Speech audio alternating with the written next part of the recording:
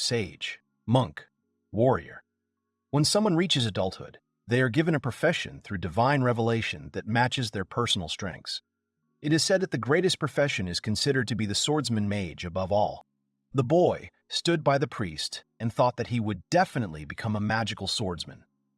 This was not just his aspiration. He had been thirsting for this reward, sparing no effort until this very day. The priest turned to Alsrod and told him to open his eyes, already about to tell him what was being given to him. One warm day, a boy stood and waited while a girl helped him get ready. The elf turned to him and said that he was incredibly cheerful today. Mr. Alsrod asked if this was true, and then said that she seemed to be too. It was Laviala.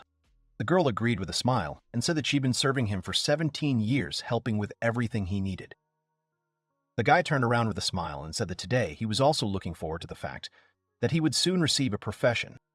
He joyfully exclaimed that he was the one who would become a magical swordsman to end the century-long civil war. Laviala asked the boy not to seek adventure in the war. She thought about it and said that it would be better if he became a sage like her, because then he would work next to her in the research center. Alsrod said that it made no difference to him whether it was peace or battle, because there was no need for it if he had the strength. Even when he was a child, he always longed for power. He wanted to protect everyone by becoming a magic swordsman. His mother always smiled happily when he said this. Did Alsrod genuinely want to become strong in order to protect his mother, or was that just the case in the beginning? He wanted to surpass Laviala, so he asked to be trained all this time. Today, he was rewarded for all his efforts, and so Alsrod would be able to defeat his half-brother, who had attempted to take his life by sending Alsrod to the front lines before he had even reached adulthood. He thought that the losing streak would end today. Laviala looked at the boy in silence. Then she turned to Mr. Alsrod and said that he was very wise, and she knew it better than anyone else. With a smile on her face, she said that no matter what the future holds for him, she only hopes that fame awaits him. Alsrod stroked the girl's head and thanked her. The guy said that he hopes to be the one who can share this glory with Laviala, if it is possible. After that, the boys went to the church together, where the priest was already waiting for them. He noted with a smile that the Viscount's younger brother, Mr. Alsrod, had come to see him. He asked the boy to come closer to him. The boys walked closer together. Alsrod got down on one knee while the old man spoke about how they could begin the initiation ceremony now. He told the boy that he could open his eyes when the man said so, and until then, he was not to open them. He said that from that moment on, God would give the guy the profession that would best suit him. The boy immediately began to pray that this would be exactly the profession he wanted. Alsrod prayed that it was a swordsman. At that very moment, the old man froze in bewilderment. He hesitated and wondered what it could possibly be. The boys became very tense when they heard that the priest himself was confused. Alsrod became nervous, not understanding what was going on there, and whether it could be that he was given a cool profession like a great sage or something like that. The priest said that without a doubt, that's what it sounds like. The guy thought that it was a profession that made the priest doubt God. He tried to calm down, because this was the moment when his own future would open up before him. The priests told the boy that he could open his eyes. He said that Alsrod's profession is Oda Nobunaga. The guy repeated the name of his profession, after which he politely apologized and looked at the priest, getting ready to ask a question. He asked what kind of profession this was. The old man also did not find this answer, so he silently looked at the guy, who was perplexed. Right after that, Alsrod grabbed the priest and exclaimed that there must be some mistake. He asked the priest to check with God again. The man said that one cannot doubt God's revelation, but it bothered him too, so he checked twice, and there was no mistake. The priest guiltily said that the guy's profession would not change. Alsrod panicked and thought that this simply could not happen. Alsrod wondered what kind of profession this was and how it was pronounced. Firstly, it was unclear what language it was in, and it could be an unfamiliar dialect. Then he wondered where this name was from. Suddenly, he thought that it was not a mistake after all. Now he is stuck with the profession of Oda Nobunaga, and he has to bear this burden on his own. The priest said that in any case, having received a profession, he was blessed by God, and if he lives righteously in accordance with his profession, peace and success will be his. Suddenly, Alsrod thought and had an idea. He angrily asked the priest if it was really his brother who had persuaded the priest to harass the boy. The man exclaimed that it was simply impossible. The priest calmed down and said that he was simply conveying the word of God. Labiala looked at the master and looked at him with sympathy. The girl asked him not to be too upset, but Alsrod asked why he should be happy. He said that he just wanted to almost go to bed. Laviala asked if he had really been given an unwanted profession. The guy put his head on the wall and told the girl that his profession is Oda Nobunaga. Immediately after these words, the girl ran to him. Alsrod looked at the girl in bewilderment as she hugged him tightly. Laviala began to cry bitterly and asked if she would make him feel better, even if it was not enough. She was crying and saying that it must be hard for him now, even though he tried so hard. Hearing these words, the guy could no longer hold back, and tears started flowing from his eyes. He smiled and apologized to her for upsetting her. Alsrod said that everything was fine and he just needed to take it easy. Laviala wiped her tears and said that he was right, and now she could recognize her master Alsrod. Afterwards, the guy decided to say something, and the girl asked what was wrong. Alsrod smiled and said that maybe Oda Nobunaga is one of the incredibly cool professions. All Alsrod could hope for was a miracle. After a while, in the castle, Alsrod bowed his head to the man who sat on the throne. He asked if this meant that the boy had suddenly received some mysterious profession. He said that it was sad because he had always wanted to take the path of sword and magic. The man said with a grin that he had already thought that he had an ordinary profession when he heard that he was just a warrior. He said that he should thank God for having received a warrior then, and not Oda Nobunaga. The men who were nearby began to laugh. Suddenly, Alsrod turned to his brother and said that he had previously heard that his first fight after receiving his profession ended in a crushing defeat. The Viscount quickly jumped up and angrily declared that it was easy to slander others, but feudal qualities were not measured only by military merit. Listening to this conversation, the other men sighed heavily. The Viscount smiled again and said that he was still glad that Alsrod had matured. He asked if his brother knew that the prefecture next to Nivelle was preparing an attack directly from Mineria. The Viscount smiled cruelly and said that because of these events he wanted to send Alsrod to this fort immediately. It was a fort of rewards. The Viscount said that Alsrod would go to the most important stronghold that protected their lands. He said that Alsrod had to stand there until the last. With a grin, he said that if it happened that Alsrod ran away like a coward, he would have to suffer punishment as a general. Now that was a job for an adult. Alsrod panicked, thinking about the reward port. It could be expected that he was on the front lines, and if things got tough, he would die right away. The brothers smirked and asked Alsrod to answer as a subject and brother of the Lord. He said that the boy should risk his life to protect the lands of Nivelle, inherited from his father. The boy squeezed his hand and thought that protecting the land and the people at the cost of one's own life was the duty of a feudal family. He decided that he would do it, but only if he survived. Alsrod confidently agreed. Laviala exclaimed that it was unthinkable. She did not understand why they would go to the reward fort. The girl noted that it looked as if the goal was to kill Alsrod. She said that the Lord should be there to raise the spirits of the soldiers. The girl was shouting that it wasn't that important, because if the fort fell, all of Nivelle's lands would be in danger. Alsrod sighed and noticed that she was getting worked up. The guy agreed with her, but she was too emotional. The girl said that he shouldn't have irritated him. Laviala then asked why they didn't talk to their enemies mean at all. Hearing these words, Alsrod was very surprised. He opened his eyes in shock and called Laviala by name, then asked what she said. Alsrod grabbed her by the shoulders and asked what she would do if her brother had sent someone to spy on them. Laviala exclaimed that subjects followed their lord because he sympathized with them. The girl screamed that the servants could abandon their master if he treated them terribly. She told Alsrod that going there was pointless, because he would die there. Even if their enemy's brother betrayed him, they would figure out how to turn everything to their advantage. The boy hesitated. He thought that, of course, if he played it right, he might be in a better position than he was now. Suddenly, a girl came up to them and greeted Alsrod. The boy called Althea by name and said that she shouldn't strain herself if she was tired. The girl leaned against the wall and said that she had heard that Alsrod would be going to the fort, and while he was there, they would not be able to see each other. The girl cried heavily. The boy smiled warmly, and then turned to Laviala. He firmly said that betrayal was unacceptable, since he would not be able to take Althea with him. Laviala agreed and said that if the Lord was betrayed, Althea would be in danger. Afterwards, the elf exclaimed that together with everything in the fort, there were about 250 people and more than 2,000 enemies, and no matter what Alsrod thought, there was no chance. The guy said that even if so, he had no other choice. He loudly exclaimed that he would not give up because it was his duty. The guy was confident and had already made his decision. Laviala sighed and said she would try. Althea came over and asked Laviala to look after her brother. The girl said that Althea could rely on her, and Alsrod asked them to wait a little. He looked up, thinking that he only had hopes that Oda Nobunaga was an excellent profession.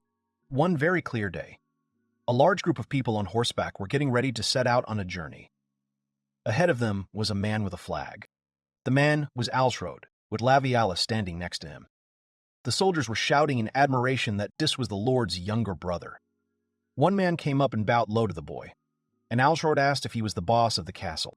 The man confirmed this and said that his name was Sivik Kuruks.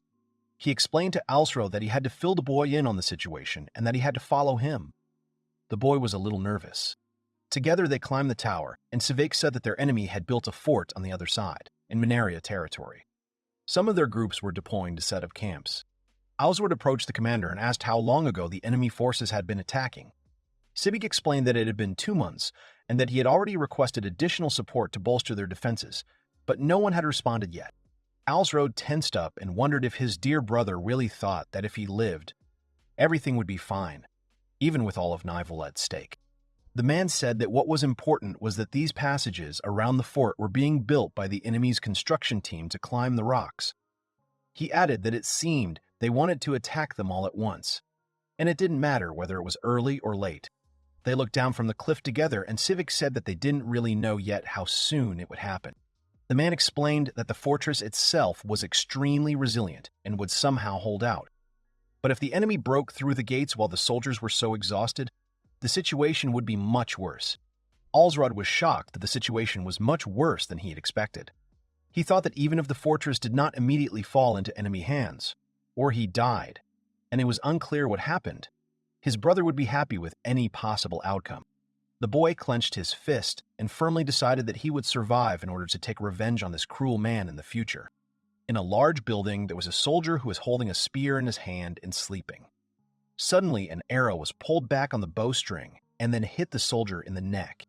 The second one turned to the dead guy and said that it was his mistake. He said that Nivelle would fall sooner or later anyway, so it was inevitable. He reached for the tree that covered the gate. Many soldiers raised a stake to break down the door. The guard said that it did not matter at all if everything happened a day earlier. While Alsrod was sleeping, he suddenly heard loud noises, which immediately woke him up. At the main gate, many soldiers ran and blocked the passage with their bodies, asking where the guards holding the gate had gone. They shouted that Minaria's soldiers were at the main gate had gone. They shouted that Minaria's soldiers were at the main gate. At that moment, the gates of the fort opened, and the enemy soldiers began to run inside. Under loud cries of fear and help, they killed everyone they saw in front of them. Alsrod ran out of the room and immediately met Laviala, who was walking towards him. The boy grabbed the elf's hand and told her to stay close until they could assess the situation. The girl said she understood him, and then they ran forward. Suddenly, Laviala saw something frightening and called the gentleman by name. They looked up and saw with horror that the guards in the mountain path had been brutally slaughtered. Alsrod exclaimed that there were about 500 attackers there. At that very moment, one of the enemies rushed at Alsrod with a sword. Laviala managed to react and quickly killed the enemy. Their people were shocked by the attack in the night, and also by the traitors who came out. Also alarming was the fact that there were so many enemy soldiers. Laviala exclaimed that they would not be able to withstand. Suddenly, Sivik managed to get through to the guys, who turned to Alsrod with difficulty. The guy immediately turned to the commander who had just arrived. The old man, out of breath from the battle, said with heaviness that he really didn't want to admit it, but it seemed like this was the end. He said that they would all die in this fight. Alsrod gripped his sword and thought that it was because being the second son of a petty feudal lord was unbearable. He was tense. Suddenly, the guy turned to Laviala and sternly said that the girl should run away from there. The elf was very surprised to hear these words. With a smile on his face, Alsrod told her that if she went herself, she would manage somehow. Obviously, They wouldn't take men as hostages, and Laviala was too nice. The girl firmly asked him to stop and not to say such things, because now is not the right time, and she is going to fight. She stated that her duty is to serve her master. They stood with their backs to each other, and Alsrod asked how they could survive in such circumstances. The girl said that they had to make the enemy run. The boy remained silent, after which he said that this was too much. Suddenly, a voice told him that this was stupidity, and Alsrod would cope with it in no time, because he had a profession that held the potential to become the supreme ruler. The guy smirked and thought that he seemed to hear his inner voice. He agreed, thinking about what he would do if he couldn't handle it. He looked at the elf and said that he would now protect her, and therefore she should look after him. The girl was somewhat taken aback, but also smiled and said that she understood, and that she expected the same from her master. The next moment, Alsrod made a dash forward and jumped into a place where there were many enemy warriors. A certain voice noted with a grin that this child had jumped into the crowd of enemies himself. He exclaimed that this was excellent, and this child should them a show. At that moment, the unique ability, power of the supreme ruler, was awakened. Physical ability in battle is doubled. The boy landed below and was amazed to see that voice again. He thought that he couldn't do anything and he would have to trust what he heard. He could only rely on the profession of Oda Nobunaga. The enemy soldiers raised their weapons and shouted that they needed to kill this guy. The moment they attacked, Alsrod disappeared, which greatly surprised the enemies. With a quick jerk, the guy rose into the air while the enemies tried to figure out where he disappeared to. With light movements, he killed one of them. The others started shouting at him and asking how he dared to kill their commander. Alsrod also easily defeated those who attacked him. The soldiers watching this asked what they were doing, since they only needed to kill one enemy quickly. With a cruel grin, he thought about how it didn't really matter how many opponents he killed. Their every move was so slow that their attacks couldn't even reach him. At that moment, the inner voice spoke to him again and said that, of course, only the one who possesses the gift of the supreme ruler can stop another. Mitsuhide also received power for a short time. Alsrod thought that, as expected from the inner voice, it was saying something important. He guessed that this name belonged to a hero from another world. He sighed and raised his sword, thinking that he needed to focus on surviving in this moment. He made a quick dash and killed the soldiers on his way. Laviala was genuinely amazed. She came up to Alsrod and told him that his swordsmanship was incredible. The guy noted that he himself could hardly believe it. Together they rushed into battle, saying that they would succeed. Alsrod killed the enemies and told the others that no one should surrender, because in a little while the enemy siege would collapse. Suddenly the boy turned around and called Laviala by name. He said with a smile that he would go and scout, and that she should stay here, because he would return, of which she could be sure. The elf was confused, but said that she understood him. Alsrod opened the main door and called Awoke, saying that the commander needed to call the builders and craftsmen to repair and close the enemy. Awoke agreed with the order, and Alsrod rushed forward, when suddenly a large man with an axe appeared in front of him. This enemy tried to attack Alsrod and swung his axe, but the boy deftly dodged this attack and defeated the men with his sword. Immediately after that, he rolled down the stairs, knocking down all his comrades. The people stuck under the man screamed that they were in pain. The enemy soldiers were amazed that Alsrod was able to defeat the giant. The guy took a deep breath. He stepped forward and shouted loudly that they should know that anyone who tried to pass through the gate would be defeated by Alsrod. He declared that he would destroy all who entered this fort. The soldiers were amazed by this spirit of Mr. Alsrod, and then they started shouting that they would do it. They all started supporting Alsrod. The enemy soldiers were getting up, wanting to kill him, because if they did, the fort would be theirs. As soon as they started getting up, the guy started killing them. He kicked one of them, after which they all began to fall down one after another. It was a battle in which Alsrod was winning. The enemy soldiers started getting angry, asking what kind of crazy fighting style this guy had. Alsrod, confused, said that it sounded like it had any meaning. In the time Alsrod spent holding off the enemy soldiers, the craftsmen and builders successfully restored the gate. One of the enemy soldiers cursed, looking up at Alsrod. The boy smirked, thinking that now he would show them the power of his profession. Immediately after that, he rushed at incredible speed straight at the enemy soldiers, telling them that they should get out of his way. He was scared, but the guy did not give them enough time to escape. He killed almost all of them very quickly. One of them tried to attack Alsrod with a spear. The guy quickly jumped up and killed the attacker with one swing of his sword. The enemy soldiers were scared, so they shouted that they were temporarily retreating. Alsrod stood in the middle of a pile of bodies and sighed, saying that they were gone. Suddenly he heard someone screaming and turned around. Someone was screaming that this was not all. Laviala, surrounded by enemies, screamed that she would not give up until she found Lord Alsrod. The girl was badly wounded.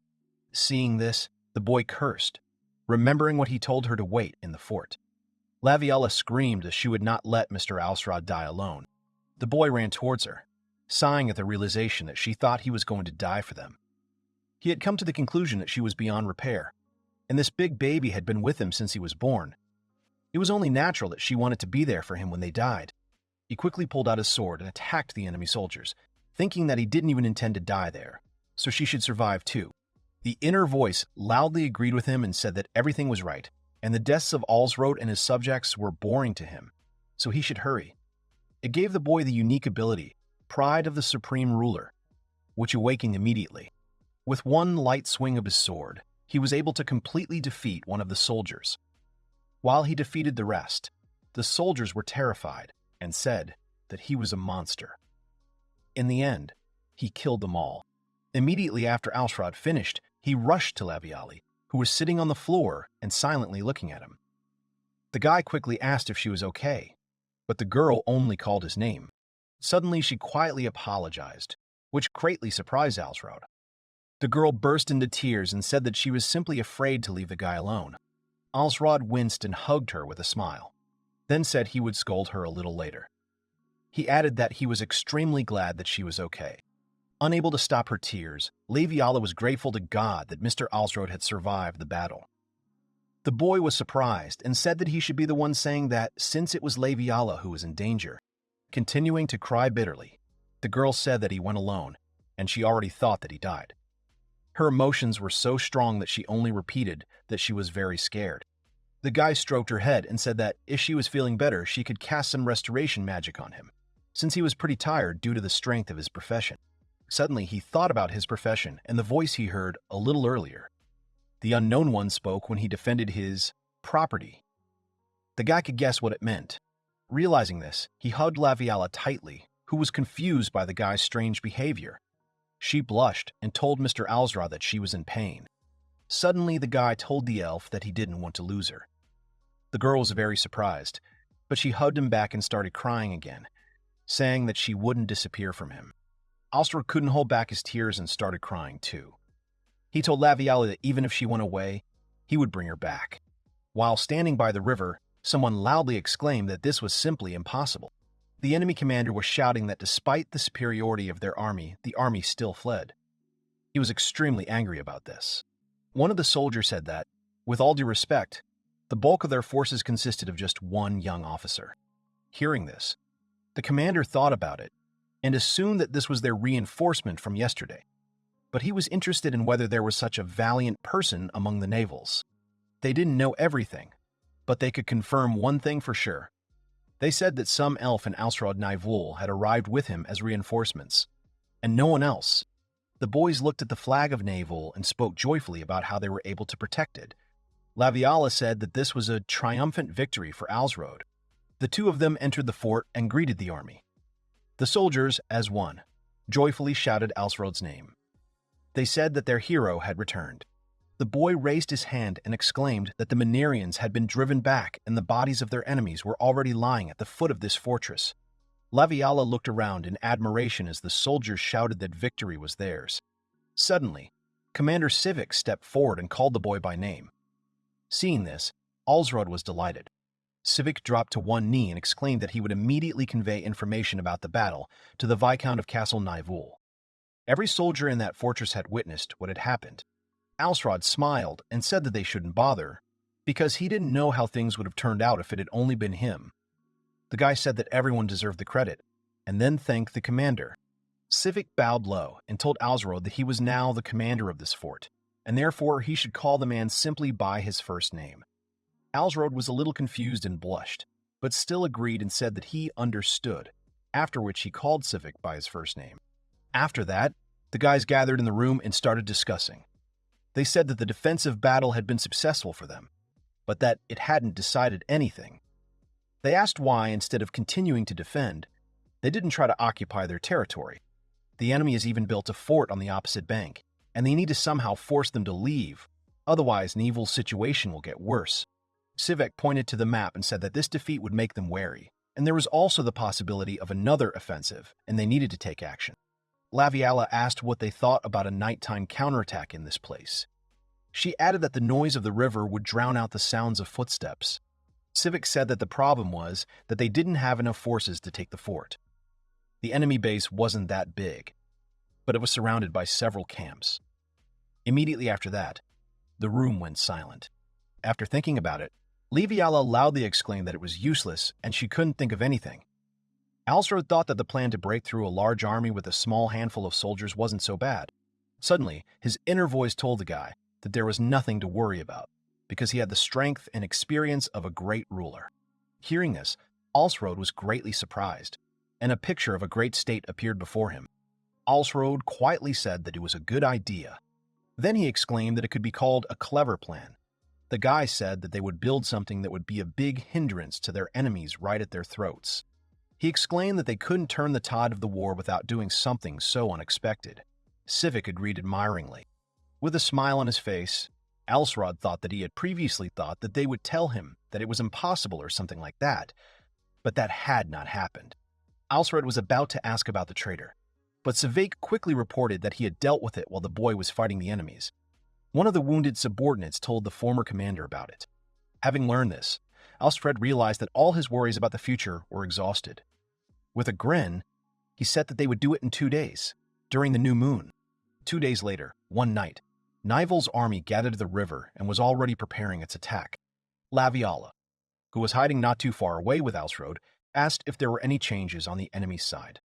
The guy looked down and said that everything was calm. Sivek turned to Alsrod and said that it looked like they had done nothing to stop the traitor from leaking information.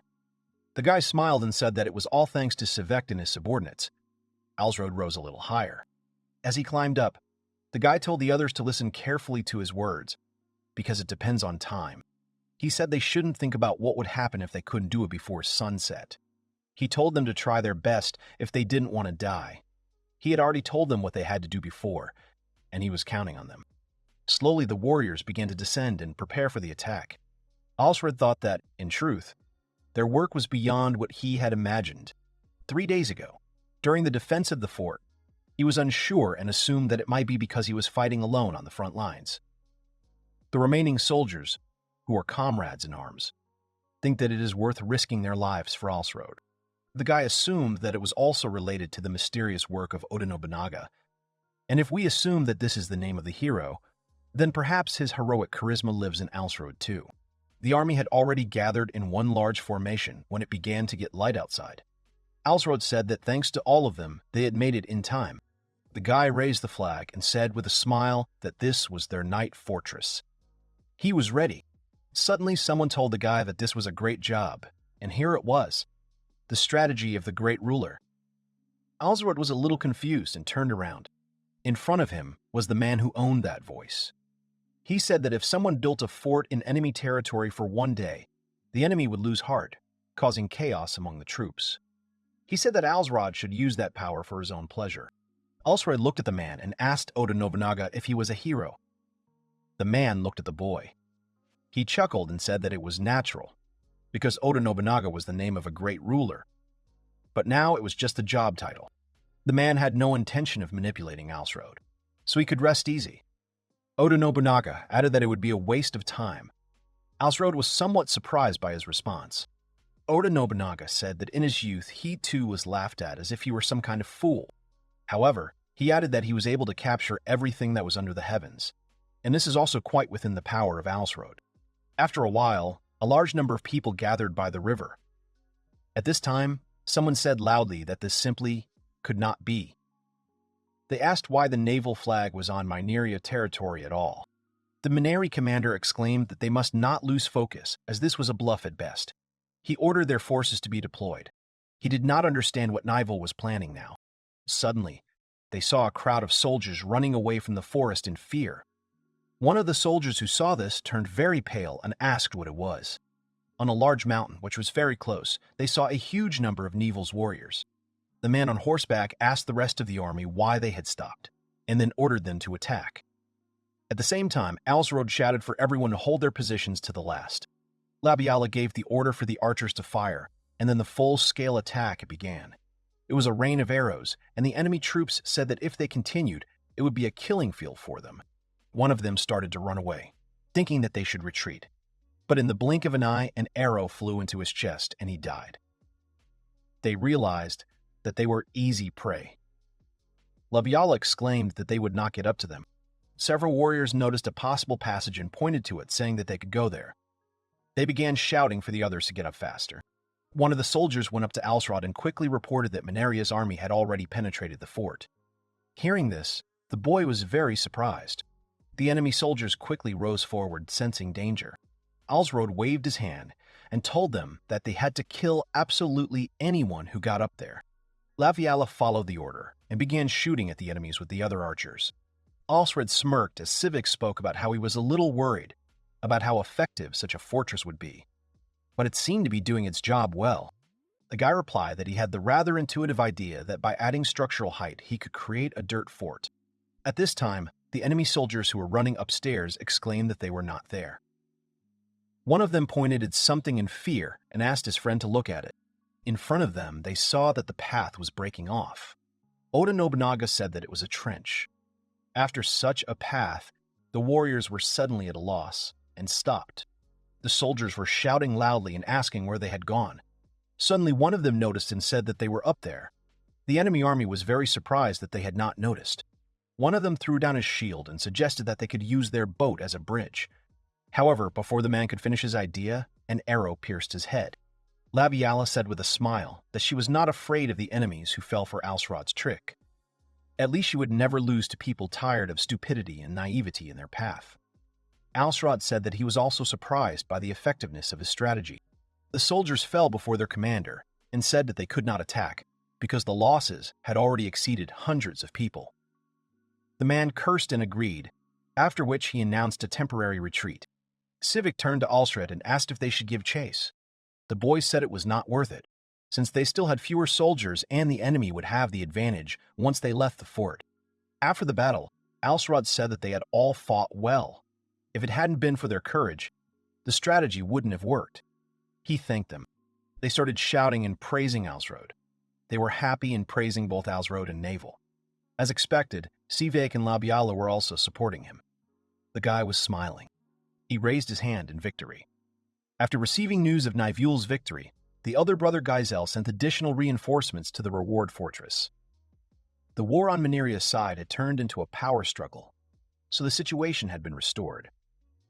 After receiving orders from his brother to return, Alsrod prepared to leave. The boy gathered in front of the army, who wished him a safe journey.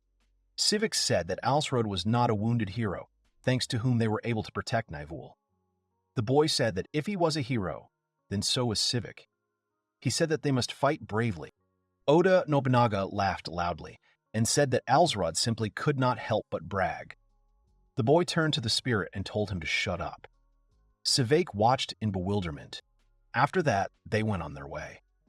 Laviala said offendedly that she had previously thought that she knew everything about Mr. Alsrod. She said that the results of the war were beyond what she had imagined. He looked at her and said that, whatever it was, they had exceeded his expectations. He looked at Laviala in confusion and asked what was wrong. The girl exclaimed that she wanted him to tell her about such power right away because he behaved terribly by hiding it. Alsrod said that he himself could not imagine that he would be so strong. He assumed that it was all thanks to his work. Hearing this, the girl looked at him and asked if he was talking about Oda Nobunaga. Alsrod smiled and said that it was exactly as she had guessed. He happily said that even a magic swordsman would not be anything special when compared to his current job. He stated that it was without a doubt the strongest job. Meanwhile, in the city, someone said that, to begin with, he thought he should apologize for calling his work worthless. The boy spoke with displeasure about how the boy's achievement was one of the greatest in their family. He said that as a result, the surrounding villages would be united, and the boy would be given the status of a baron. Alsrod, kneeling on one knee, said that he understood everything. The boy was also grateful for such luck. His face expressed confidence. The Holy Lion Kingdom is a country divided into 60 prefectures, each ruled by a lord. He can make laws in his own territory. Nival is not a very influential noble family, having plus or minus 1.5 districts out of 10. That is, he is a small and weak aristocrat. At the same time, the Minaria family, which started the previous conflict, controls not a district, but an entire prefecture. Alsrod mused that Kielhata might have settled the matter and won for now, but it wouldn't last long. Alsrod, with a serious expression on his face, decided that he would begin preparing to inherit the title of Viscount from his brother. In a small room, Althea was sitting and praying on the floor in front of the closet. She suddenly heard something and quickly headed towards the sound. The girl quickly grabbed the door handle and pulled it towards herself. In front of her stood a surprised Alsrod. The young man's younger sister, with tears in her eyes, said the words that the boy had returned. Alsrod hugged his sister and answered yes. He apologized to her for making her worry. He said that he should have spent more time with her. Suddenly, Althea turned away and coughed, covering her mouth with her hand. Alsrod asked worriedly if she was okay. The girl answered with a smile on her face that it was fine. She said that the whole house was just old and dusty. At that moment, the guy said that everything was decided then. This surprised the girl. Alsrod exclaimed that they would now have a new home. Althea was perplexed by this. She turned to her brother, saying that this was too sudden. After some time, they went to a large mansion, at the gate of which stood knights. The guy turned to Althea and asked how she liked the house. Althea held flowers in her hands and smiled broadly. She replied that the house was very comfortable, after which she thanked her brother. Alsrod thought that now that he had a title and powers, he could build a new house for his sister to help her with her treatment. He decided that this new structure could also be used as a line of defense. In case of emergency, they could use it as a fortress. The number of people willing to serve under Alsrod had been growing since the last battle. The boy thought that he would not start a revolution right away because there would be no good justification for it. Oda Nobunaga told the boy that in order to become a ruler, they must first lay the foundation. The man said that the first prefecture was a difficult task to conclude. However, it would be easier to make 10 from 5. One Nobunaga said that everything has its time. The ruler will take control of the entire Omari province after defeating Imagawa Yoshimoto. Alsrod thought that he didn't quite understand what the man was saying. However, even if he was from another world, the boy was sincerely glad to have experienced people around. Oda Nobunaga said that the boy was in a difficult situation in the Demonu, so he should prepare himself, and then laughed. Alsrod couldn't understand what kind of work this was. Laviala looked at the boy and thought that the boy's face often changed. She assumed that he was tired. At that moment, someone knocked on the door. Laviala stood up and headed towards the door while the guy continued to sit at the table and think about something. Alsrod asked the elf who had come. The girl answered with a smile that Alsrod had guests. The guy was perplexed by the announcement of the guests who had arrived. He suddenly rose from his seat with a surprised sigh. In front of Alsrod stood Civic, Kuroks, and other guys. The man said that they hadn't seen each other for a long time, calling Alsrod a baron. Alsrod quickly grabbed the man's hand and replied that he was glad to see Civic again. He asked the man what had happened. Civic replied that he had been relieved of his post, and a new man had been appointed to lead the fort. The boy wondered what the soldiers he had fought with at the river were doing here. He noticed that there was a big guy with them. Civic began to talk about how, if possible, he would like to serve under the guy as his assistant. Alsrod replied that he would be only too glad. He said that he would inform his brother of this. Civic sighed contentedly and said that even if his bones were ground and crushed into dust, he would serve the boy until the very end. Civic and Alsrod shook hands. The boy thanked the man, saying that he hoped for his help. Suddenly, someone addressed the guy, calling him a kid, and said that the guy should focus on improving the economy. Oda Nobunaga said that people would not listen to a ruler without money. Alsrod mentally replied that he understood the man.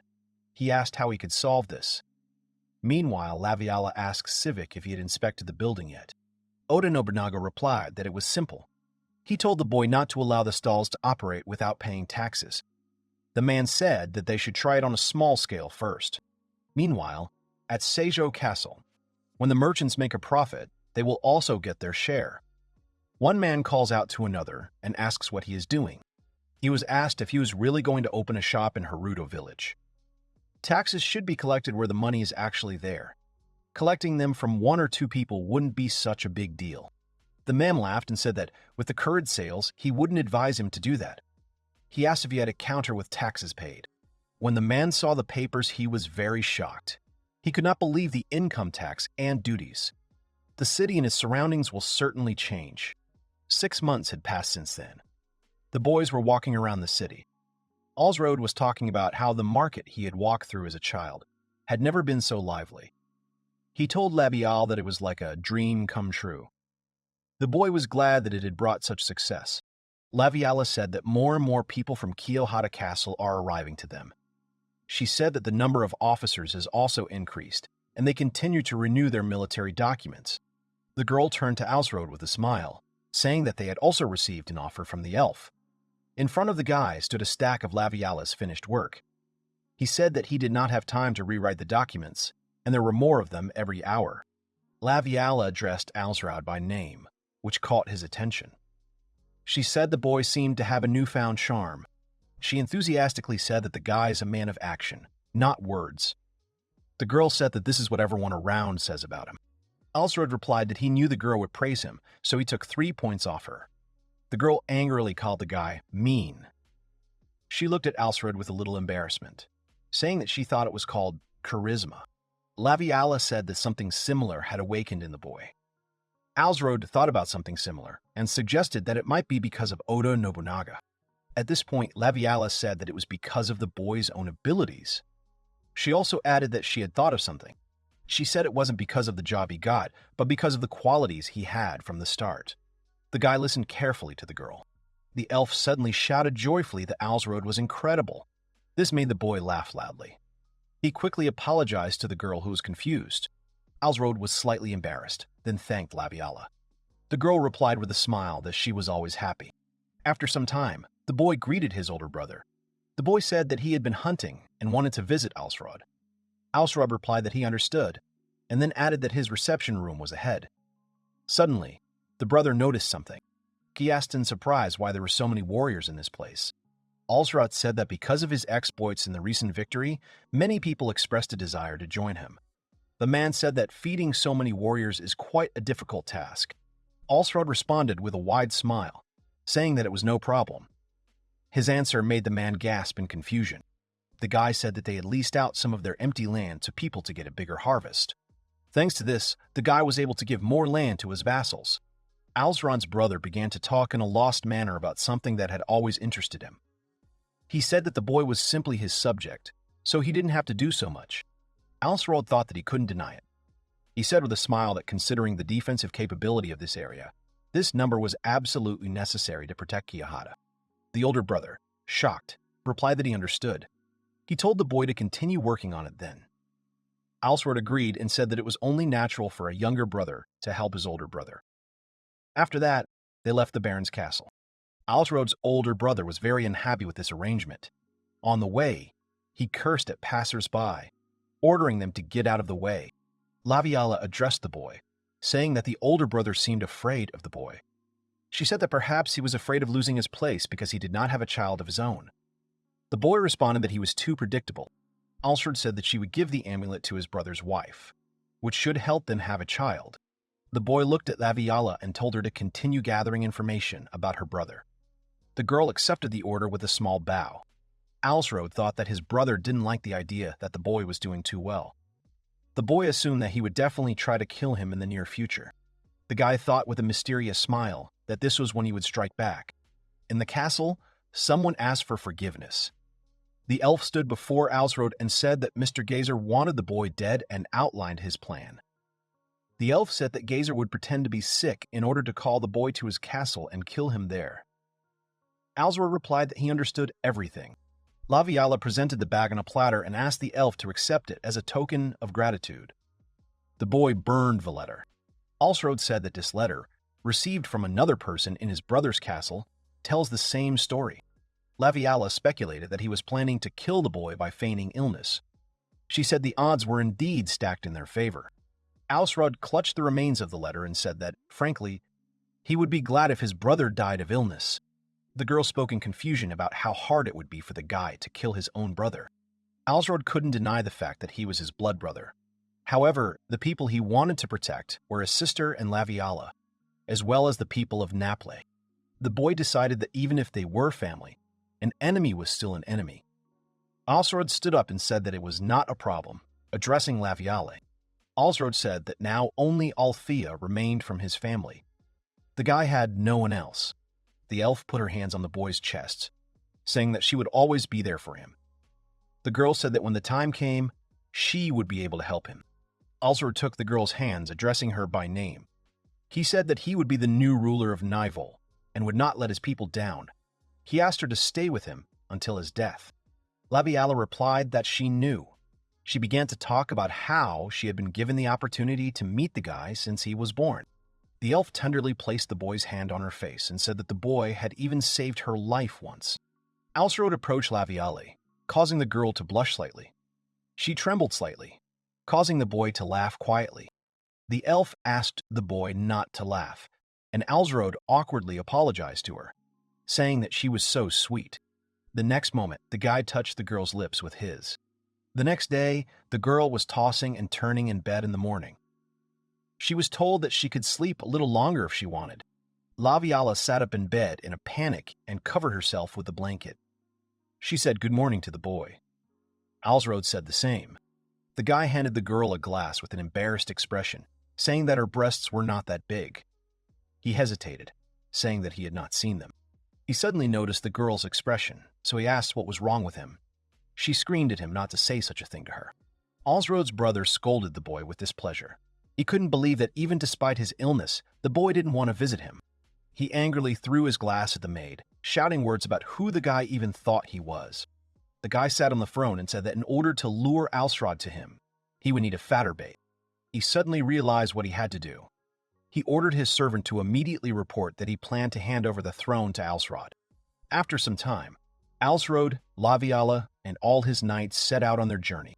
Alsrod stood before the entrance to the castle. Gazer's servants turned to the boy, asking why he had so many warriors with him. Alsrod sat on his horse, while Savik and Laviala stood next to him, and behind him stood a huge number of warriors. The guy replied that he was going to inherit the throne, so it would be rude to come to this place without them.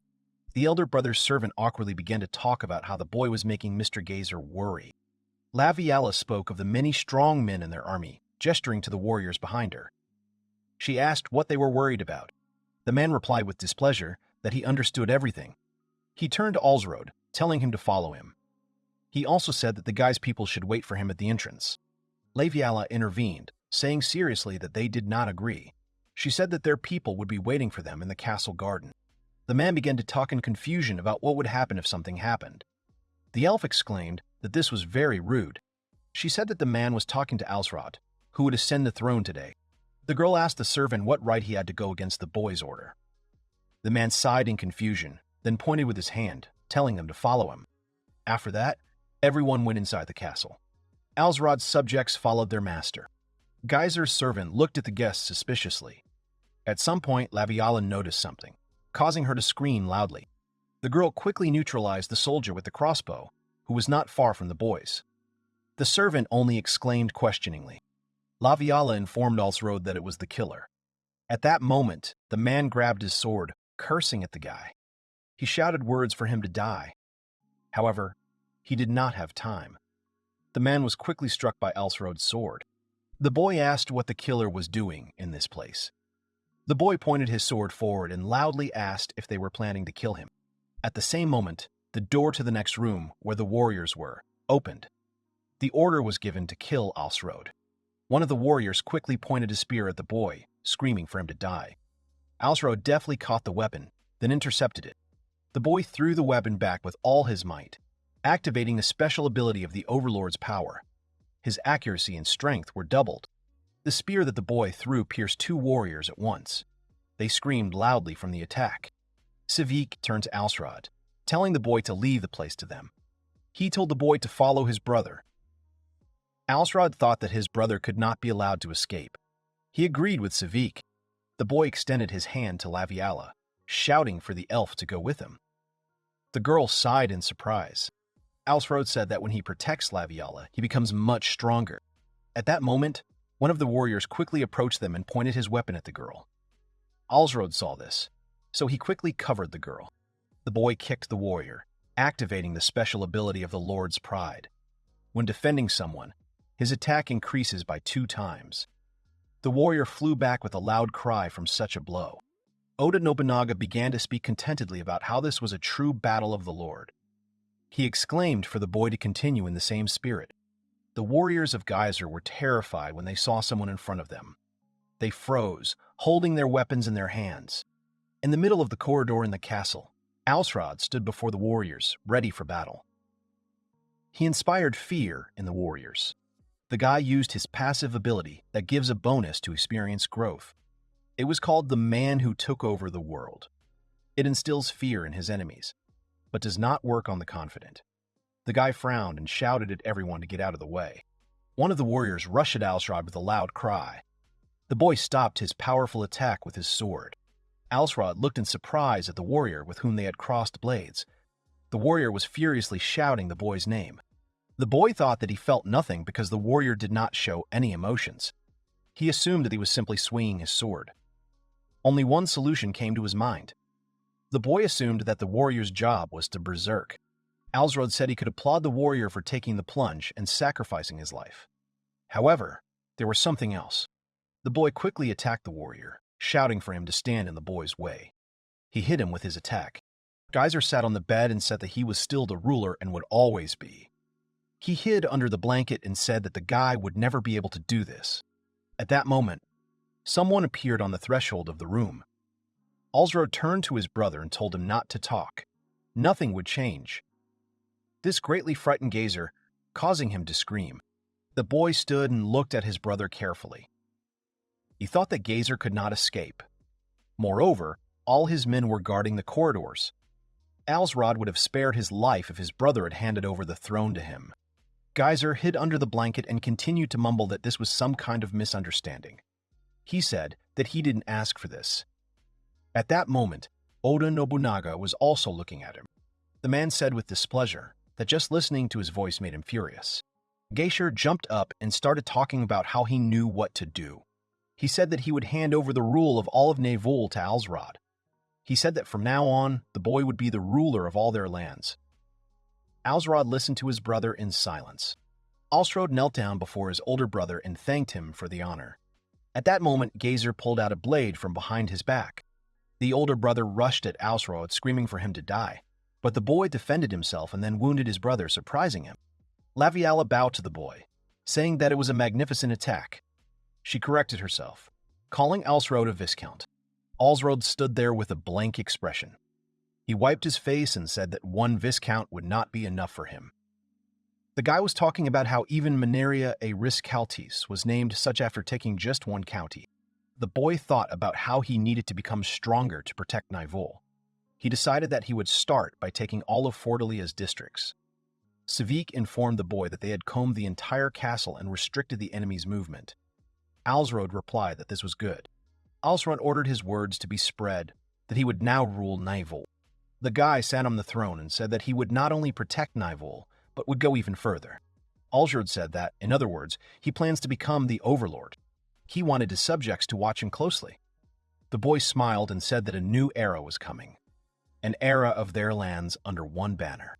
The priest addressed Viscount Nivol, saying that he congratulated him on receiving his new title.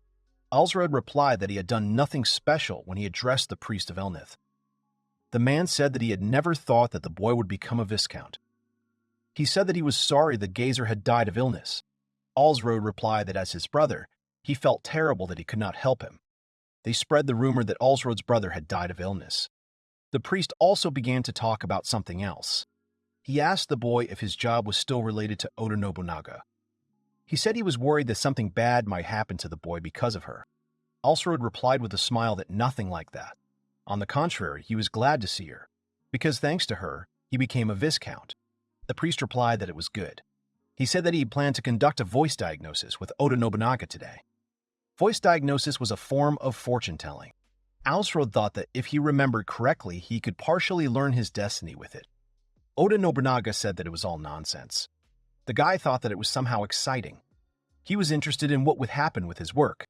After some time, the priest sat on the floor and prepared for the ceremony, while Alsrod and Laviala watched him. The man began to read the spell in another language. He sighed in shock and tried to say something. He cried out with tears in his eyes as he asked how he should understand this. Alsrod called out in confusion to the priest who was crying and screaming about Oda Nobunaga. The priest exclaimed that Oda Nobunaga intended to become a demon lord. The priest bowed before Alsrod, shouting that Oda Nobunaga would become the demon lord. The man behind the boy laughed slightly, covering his mouth with his hand. Alsrod stood there with a surprised expression. Oda Nobunaga began to say with a broad smile that this priest had a good eye. The man said that he would definitely become known as a demon lord. Oda Nobunaga's words made Alsrod laugh, so he covered his red face with his hand. The priest, horrified, began to offer his deepest apologies. He asked the boy in a panic if he was really feeling unwell. Alsrod extended his hand forward and waved it, saying that this was probably even for the better. The priest, right in front of him, asked if this was so. Laviala asked with a wide smile about how the demon lord was still the lord. The elf said that this was the perfect job for Alsrod, who was aiming to become the king.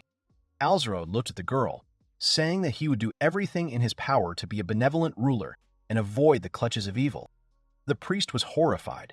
He mumbled something uncertainly.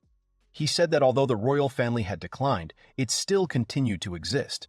The priest said that he thought it was not worth mentioning often. Alsrod smiled and told the priest not to worry. The boy said that if he had the chance, he would defend the crown. At that moment, the young man turned towards the girl who was standing behind him and called out her name. Alsrod asked Laviala that she hadn't gotten her job yet. The girl sighed in surprise, confirming the guy's words. The boy pointed to the priest, saying that it was nice. He said to Laviala why she didn't go with the priest to the castle chapel and get it. The man said that if it was in the chapel, there would be no problem. Laviala answered Alsrod that she understood. She said that if getting a job would help the guy, she would be only happy. The girl with a wide smile waved to the young man, saying that she was going. After some time, Alsrod thought while working that it would be great if the girl got a normal job, unlike him. He assumed that none of the feudal lords had any complaints. While Laviala was at the ceremony, Alsrod thought about expanding the territory. Alsrod thought that in order to expand, they would need a good plan to eliminate their enemies one by one. If they could form a non-aggression pact, then they could set their sights on the Viscountcy of Marl. Suddenly Alsrod, who was busy with his work, was loudly called by name. In front of the guy stood Laviala, who with a wide smile on her face told him that her job was an archer. Alsrod froze in shock at this news. He could only sigh in surprise. He wiped the sweat from his face and said that it was much more normal than he thought. The guy sighed in relief. It was still a little unusual for him.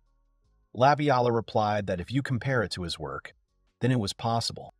Laviala happily nudged the boy, telling him that with the help of the archer, she received an incredible increase in stamina, and any attacks from the bow were strengthened by 30%. She exclaimed that she wanted to try it right now. The girl told Alsrod to go with her. The boy agreed with a smile. The man who had been in the room with Alsrod was left alone. He awkwardly said words about the boys taking care of themselves. The couple walked down the hallway and talked. Alsrod said Laviala was so happy about it that she forgot to knock. The girl sighed in surprise, then apologized. She said she was really happy about it. After some time, the guys reached the shooting range, where quite a lot of warriors had gathered. Laviala readied herself and drew her bowstring while Alsrod watched her closely. The girl took a deep breath. The elf thought it was amazing because her mind was calm. She felt a surge of strength. Laviala had no doubt.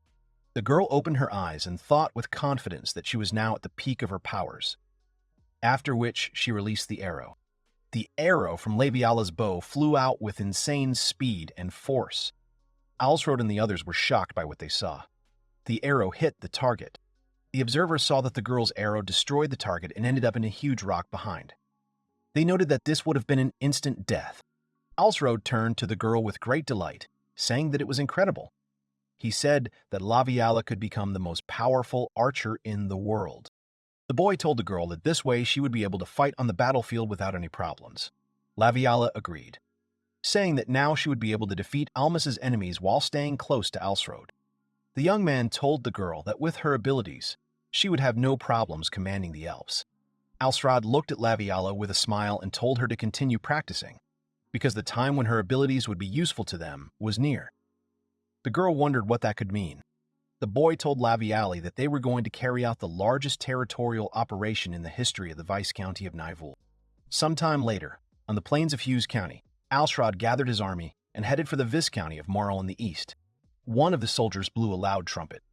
The knights on horseback set off, shouting. The man in front shouted for the warriors to show these Nivulians where their place was. He ordered everyone to attack. At that moment, Laviala quickly drew her bowstring. The man leading the squad had a huge hole in his chest the next moment, shocking the soldiers nearby. The man fell and the soldiers started screaming. They couldn't figure out where the attack was coming from. Someone was screaming in fear that he didn't want to die.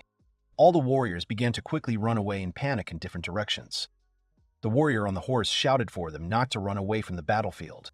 At this moment, the man noticed a large number of approaching warriors. The leading man quickly pierced him with his spear, which left his subordinates in shock. A battle began on the plain. One army of soldiers found itself surrounded by another. A soldier who was watching the scene shouted out that something was wrong with the cavalry. He exclaimed that he would report it to Viscount Marl immediately. The soldier said that it would take them some time to get to them. At this point, Alsrod, with an anticipatory smile on his face, spoke the words for them to go forward. The man sat and, deep in thought, spoke about how their ranks had been broken. He asked if maybe they should retreat. He said that it was such pressure from a weak ruler. A moment later, the soldier, in shock, called out loudly to the Viscount. He shouted that there was an enemy ahead. The soldier reported that the enemy was approaching the main camp. He said that Alsrod himself was in front of everyone. The Viscount jumped to his feet in shock and shouted a question about whether the guy was really such a fool. The Viscount quickly gave the order to the archers to attack. Alsrod had recently been asked if he personally wanted to break into the enemy camp. Maviala then exclaimed that it was dangerous. She asked the boy to be more reasonable. Alsrod replied that they knew how Viscount Marl was well prepared for protracted battles. But what he certainly did not expect was Alsrod personally attacking the main camp. He asked if someone could be his shield while they reached their camp. At that moment, someone raised their hand and asked to be allowed to act as Alsrod's shield. The young man then replied that his bravery had touched Alsrod. The boy ordered the young man to state his name. The soldiers rushed forward to attack. Some were hit by arrows, causing them to fall from their horses. Alsrod was protected by a young elf with his shield. He screamed loudly, taking the arrows. The Viscount's soldiers shouted in shock that they were not stopping. The Viscount shouted back that he did not care. He ordered them to continue firing. The soldier began to shout that it was useless because they were already in the camp. However, he did not have time to finish because he was attacked by a horse's hoof. The boy exclaimed that his name was Alsrod Nivul, and he was here to deal with Viscount Marl. The soldiers nearby were shocked because the boy had just said his name. They said that this couldn't be true. The name Nivul shocked them. Viscount Marl noticed with great surprise that the boy was Viscount Nivul. He joyfully exclaimed the words that if they killed the boy, then they would win immediately. He rushed to attack Alsrod. However, the boy with the terrifying aura told the Viscount to go away on his way. The old man screamed in fear. He ran away, which made everyone stand there in bewilderment. They couldn't believe that he just decided to run away. Oda Nobunaga said with displeasure that the man was such a weakling and a Viscount like Alsrod. He couldn't believe it. Viscount Marl ran from everyone and shouted that he was not going to die here so easily. Meanwhile, Laviala prepared to shoot her bow. She stood not far from the battlefield and tried to aim at the soldiers running away in the duel. The next moment, the girl quickly fired her bow, hitting Viscount Mar El Pit. The man, lying on the ground, tried to say words about how much pain he was in. However, he saw an arrow and screamed loudly. He screamed a question about who shot him in the leg. Laviala was supported by the other warriors. They shouted that she was the strongest archer and the most reliable assistant of Viscount Nivul. They also said that the girl had just shot the cowardly running Viscount Marl. Alsrod looked at the elf with a smile and thought that she was as reliable as always. Alsrod went to the wounded Viscount. He swung his sword, apologizing to the man. He spoke words about how his time in this life was over, and he would be the one to fulfill what was destined. After the head of the family was defeated, the Marl family surrendered. The family received a portion of the land and joined their vassals. And just 6 months after defeating Viscount Marl, Alsrod would rule the family from 12 districts of the Fordinella prefecture. Alsrod was in his office, working. The door to the room opened, and someone wished the guy a good day. The guest thanked Alsrod for the invitation, and the guy looked at him with a smile. The guest introduced himself as Fenelia. He was a merchant. The guy smiled and said that rumors spread quickly. He said that he had just been told that the guy had become a count. Alsrod told the merchant that he was right. The guy also added that the territory had also expanded. Alsrod said that it had become so big that it was already difficult for him to manage it alone. Alsrod thought it was easy enough to get permission to use the title of count. Money easily sways the royal family. The boy thought about Fenelia, who used to sell oil. He assumed that the merchant had managed to get rich and expand his assortment. Fenelia, smiling, began to talk about what concerned him. He said that thanks to Alsrod receiving the title of count, trade had gone uphill. For this reason, the merchant said that he would gladly help the count. Alsrod assumed that the merchant was talking about the boy imposing a tax on small shops and allowing people to open them without joining a merchant association. Oda Nobunaga said something about Rakuichi Dakuza. He thought that sounded like something pagan. Alsrod looked at Fenelius carefully and said that he might be getting ahead of himself. However, the boy wanted the merchant to look for some underdeveloped cities nearby. Fenelia nodded and answered the count with a smile, saying that everything would be done. The reason Fenelia was entrusted with the management of commerce was to renegotiate the relationship with Minaria. Sometime later, during a truce, a messenger arrived from Minaria, calling Alsrod a count. A month had passed since then. In the castle, someone was talking about their first meeting. The man responded in agreement, saying that he had come as an envoy from the Earl of Blantyre to congratulate Alsrod on receiving the earldom. Alsrod sat on the throne, and Labiala stood next to him. The boy replied that he was glad to hear this from a more experienced count. The envoy said that Minaria was preparing to move her forces north. He said that it was there that the Earl of Blantyre hoped to form a stronger alliance. The envoy added that the Earl wanted to arrange a meeting between the two Earls at a temple near the borders of their counties. Alsrod thought that he understood because sometimes ambassadors were enough for that. However, it could also be an act of threat, meaning that they could attack at any moment. At that moment, Laviala called out Alsrod's name and asked him to be careful. The girl looked at the ambassador suspiciously, saying that this could be a trick on their part. The envoy bowed and said that the decision was up to Alsrod. The boy replied that he probably had an example of this proposal. He said that this way they wouldn't have to pay attention to the West. The envoy spoke words that, as expected from Count Nifel, this was a wise decision. Laviala began to shout angrily that the man had come to laugh at Alsrod. She told him not to blame her if she attacked him right now. The messenger replied that in that case they would accept the challenge. He asked if that was true. At this point, Alsrod intervened. He told them to stop. The boy said he would meet with the Count of Blantyre of Minaria, Aelsgaltis. Laviala asked the boy why he had agreed. She said that the envoy was outwardly polite, but he behaved arrogantly. Despite the fact that Alsrod was now a count, Alsrod replied that everything was fine. He said that if the meeting had the same effect, Minaria would be ashamed that she had underestimated the boy. Alsrod said that he needed to train the warriors he would take with him. They would be equal in number and strength to the royal guard. Laviala looked at the guy in confusion and asked how he could do it in such a short time. Alsrod looked at the elf with a smile, saying that he had his own methods. The young count said that he was not one to make excuses. He thought that it was because after receiving the count title, he had gained a new ability. Then the count title was obtained and the ability Command of the Master was opened. The reliability and concentration of the soldiers under the command was increased by 50%. Alsrod wanted to create a small elite army. He thought that if people could be made to feel special, these selected ones would be motivated and proud of it. Even if it is small, the movement of an army shows how competent the leader is who controls the army. Alsrod thought it was important to remind Minaria that the event of Fort Nograd was not an accident. Minaria might think that the boy, a nascent force, could be contained in the form of an alliance. Alsrod wasn't going to fall for his tricks so easily. The boy thought he'd rather use Minaria to expand even further. Alsrod turned to Civic and asked if he had called them. The man answered in the affirmative, saying that the warriors were waiting. The young count went out into the street where he was met by a large number of warriors. Civic opened the scroll and began to read. He said that whoever's name was called must immediately appear before Alsrod. The man named Orcs Brita and Rayon Mercolia. Civic announced that they would bear the names of the Red Bear and the White Eagle.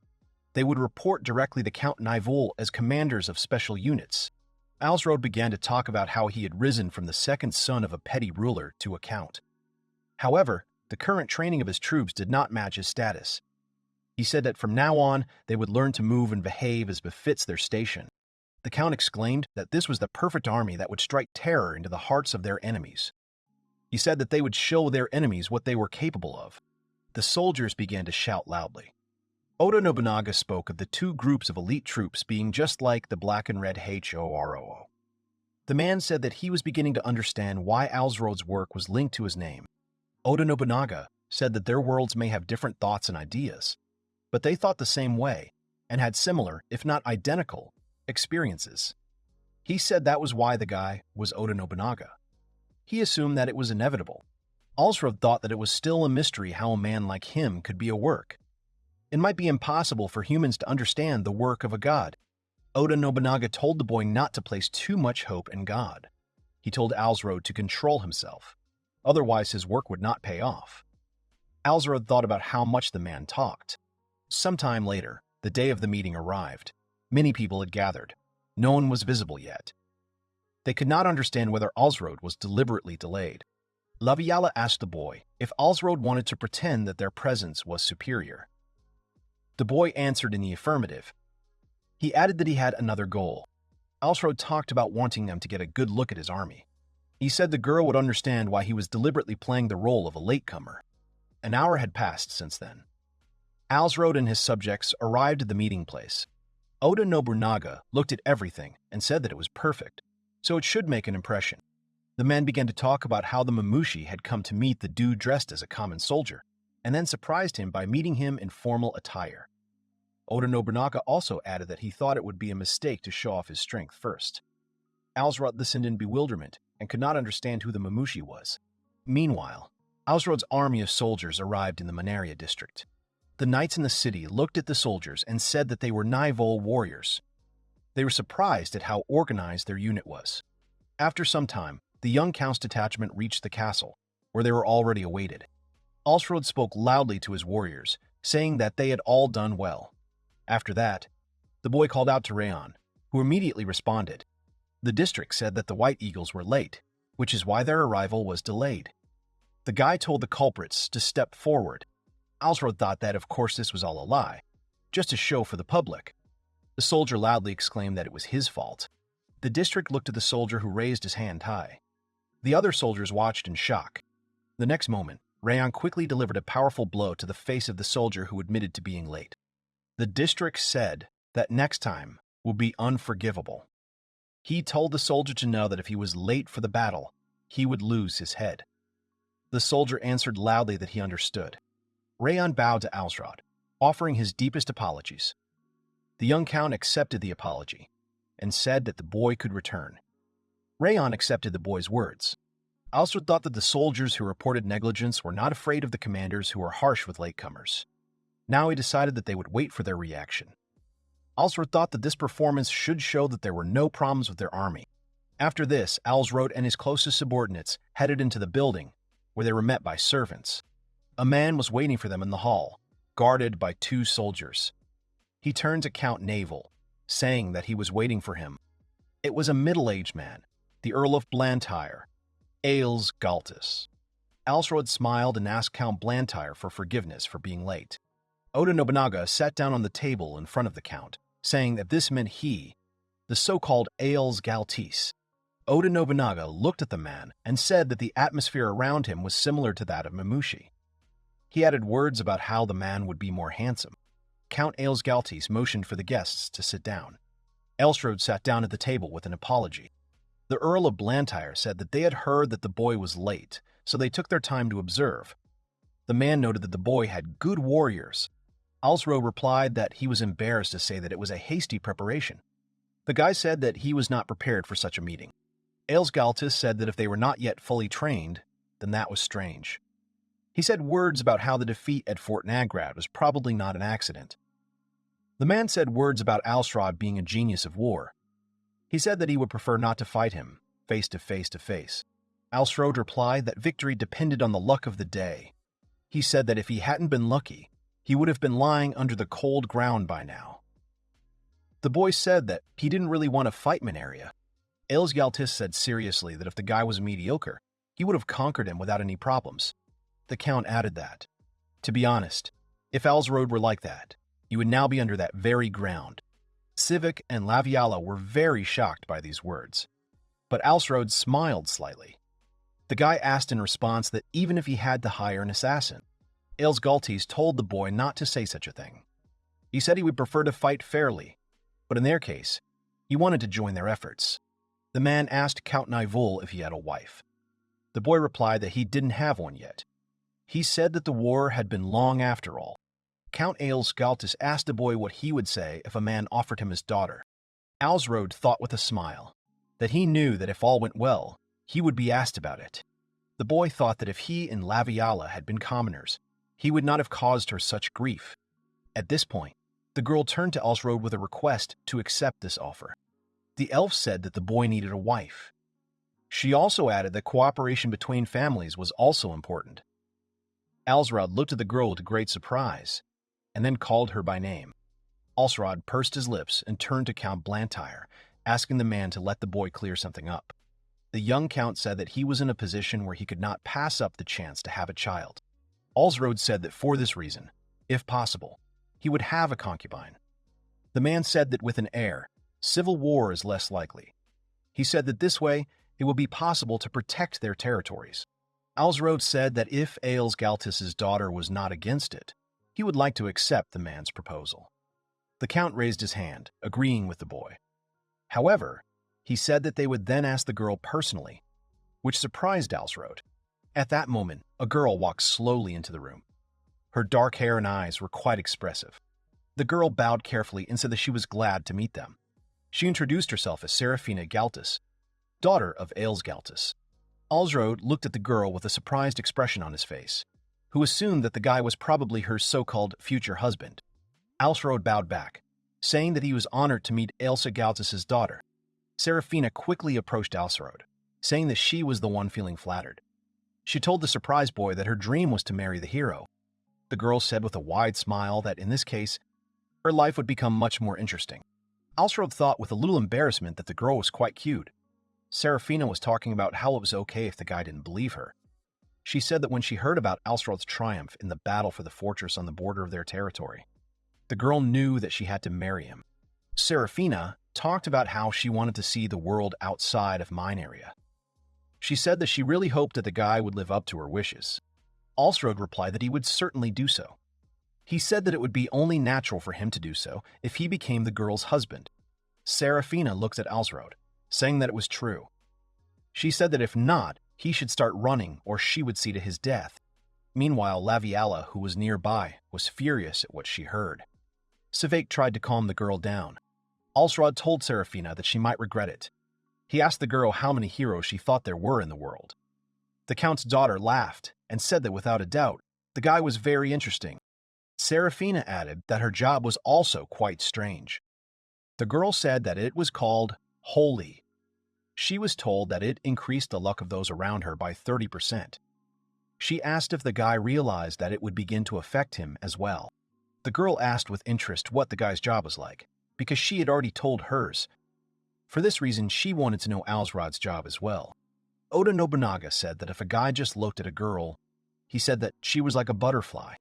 Alsrod thought that if he told her that his work was Oda Nobunaga, the girl might not understand. He imagined that she was saying that it was some kind of toppanite, or she might suspect that something was wrong, or she might not even understand the guy's words. The young count answered the girl with a smile that she already knew about her. Meanwhile, Oda Nobunaga was watching the boy. Alsrod confidently said that his job was, of course, hero. The man asked with a smile what the boy had just done. Seraphina approached her father and told him that she would be going to naval with the boy. She thanked Aels Galtis for raising her until now. The man turned to Count Nival and said that as the boy saw, despite the girl's attitude, she was very smart. Aels Galtis said that it was not parental greed that made him think that Seraphina was right for him. Alsrod replied to the man with a smile that he would do his best to make the girl happy. The Count said that he was very glad that he had been able to find a good match for the girl. He wished them both all the best. Thus, the meeting between Alsrod and Mineria ended without any obstacles or hindrances. The two forces pledged to conclude a non-aggression pact with each other and moved to areas where their interests did not conflict with each other. It also made trading easier for the boy. Traders with permission could rent out their horses even on foreign soil. They were given protection by being given priority and accommodation at roadside inns. A month has passed since then. Count Naivula and the daughter of Count Mineria held a grand wedding ceremony in a temple on the territory of Mineria. Through the high doors into the hall entered the father, Count Aels Galtis, and his daughter, Seraphina Galtis, in a wedding dress. The girl looked quite happy as she looked forward, her face becoming rosy as she held a bouquet of flowers in her hands. Seraphina was met by her future husband and priest, as well as Alsrod's closest people, Civic and Althea. Count Alsrod extended his hand to the girl, smiling lightly. He called Seraphina by name. The girl let go of her father's hand and walked towards Alsrod. The boy said that Seraphina was as beautiful as a count's daughter should be. Seraphina replied with a big smile that the real reason for this was that it was all for the guy. She affectionately called him darling. The girl told him to make her the happiest woman in the country. Seraphina said that the power of the saint strongly resonates with those who love her. Alsrod, with a caring smile, told the girl that he would certainly do so. He said that Seraphina would be his good luck charm. The young count lifted his bride in his arms. The girl said that she did not want to flatter him too much. After that, she confessed her love to her husband. Sometime later in the castle, Seraphina said that such a castle does not suit her husband's status. The girl said that a castle of this size cannot accommodate 1,000 people, and the walls themselves are too small. She added that this is due not only to the status of the family, but also to the scale of the opponents they will have to face. Alsrod noted that the girl had come to this conclusion simply by looking at the layout of the castle. He thought that she was really very smart. The young man turned to Seraphina and asked her what place she would choose if they had to move. The girl said she would recommend a town overlooking the river, Most. She said it was good as a center for trade, and depending on the castle's construction, you could turn the back of the castle toward the river instead of just having a moat. After Seraphina's answer, the guy put his hand on her head, which surprised Seraphina and made her blush. Alsrod said with a smile that he would definitely consider marrying the girl, even if she were the daughter of a commoner. Seraphina happily assumed that her husband had also thought about this place. The guy answered in the affirmative, and Laviala thoughtfully pronounced the name Mosta. Fonelia began to talk about how this was indeed a trading city, where Count Nival had first defeated the army of Kinarse. He said that he had been instructed to personally explore the city.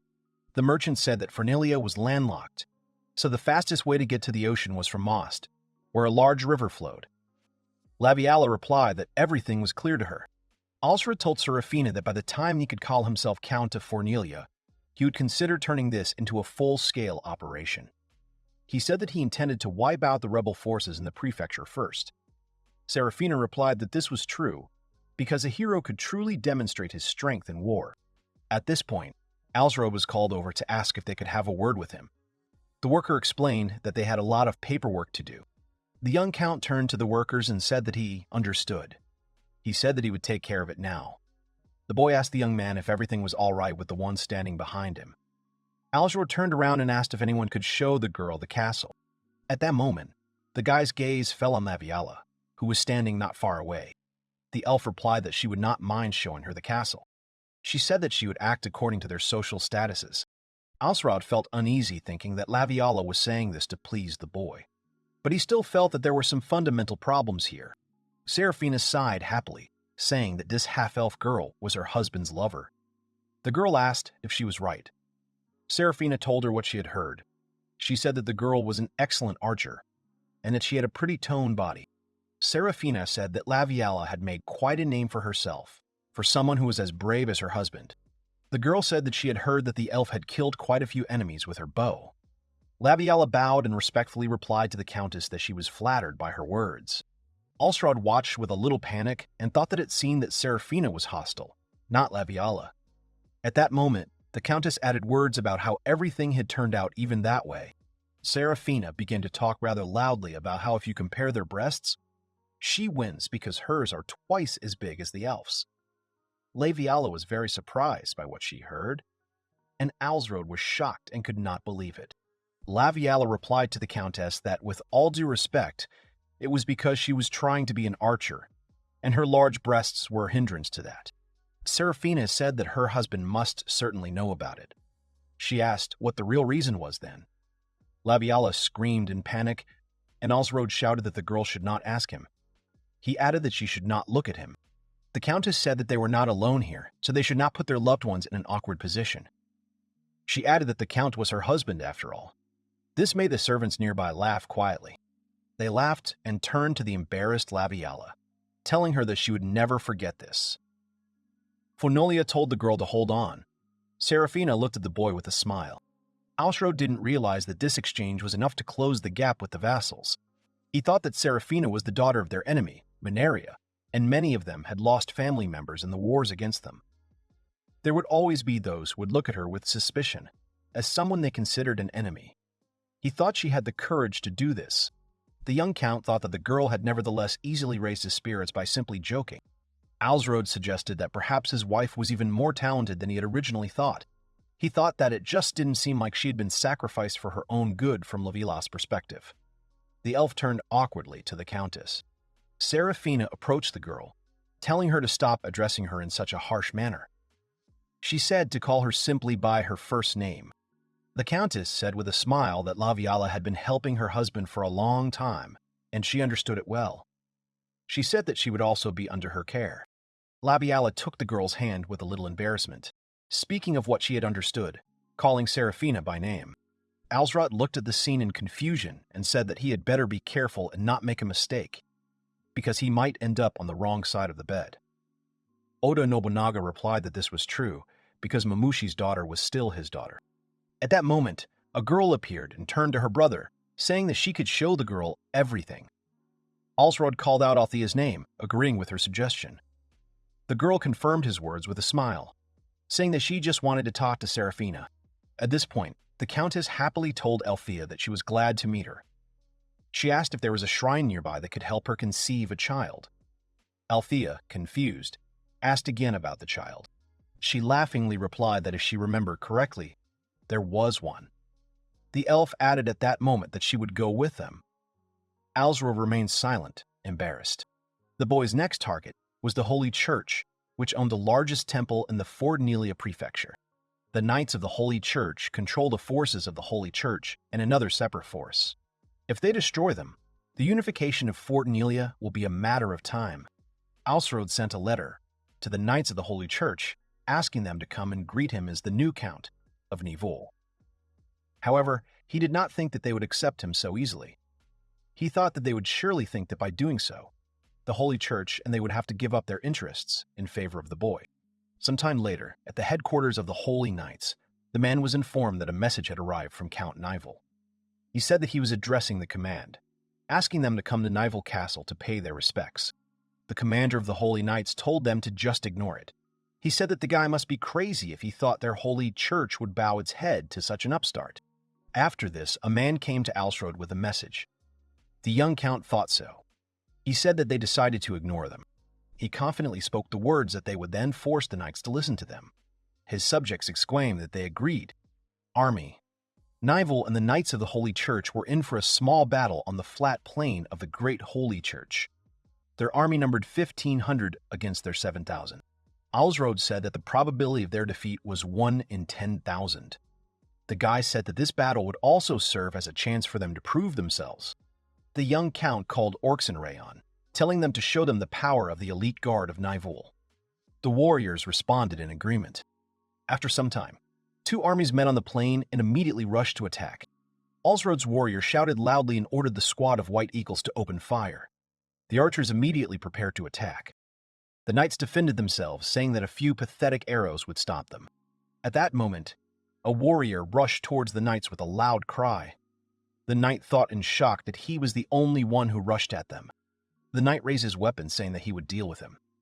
The other knight sighed and said that if the man was against their master, he had no chance. The knight shouted at the man that such self-confidence would be his undoing. He shouted for the man to receive. At that moment, the warrior pierced the knight and his horse with one blow of his sword.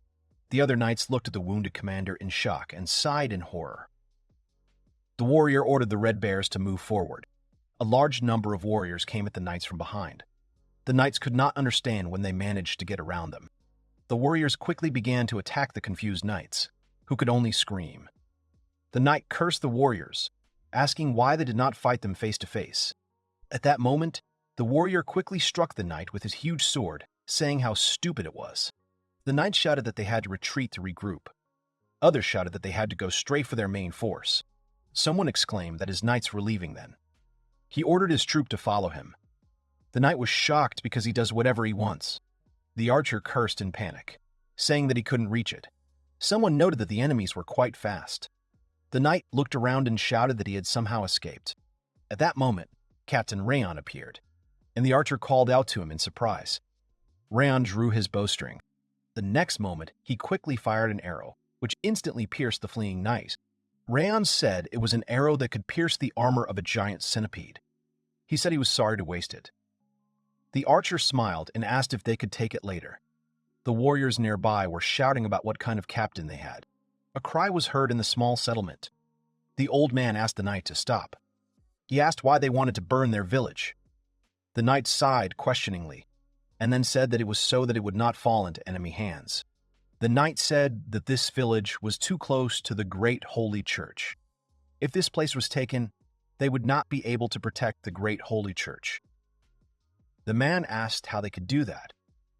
He said that the knights had sworn to protect this village, but who would have thought that they would be the ones to burn it to the ground? The knight swung his sword at the man, asking him if he dared to contradict the knights of the holy church. The man screamed in fear. At that moment, Laviala prepared to shoot. The girl's arrow hit the knight's hand, who turned around questioningly. A moment later, Alsrod struck him with his attack. The boy looked at the old man and said that it looked like they had made it in time. He asked if the man was from this village. The old man, confused, answered yes. He said he was the headman. He thanked the boy for saving him and then asked who he was. The boy introduced himself as Alsrod Neville. He added that he would like to set up camp here, addressing the elder. There were quite a few people outside during lunch. Alsrod told the boys that it was only thanks to their efforts that the battle had gone smoothly. He also added that he expected the same zeal from them in future battles. Orcs exclaimed with a smile that he completely agreed, and they swear that they will bring victory to Count Alsrod.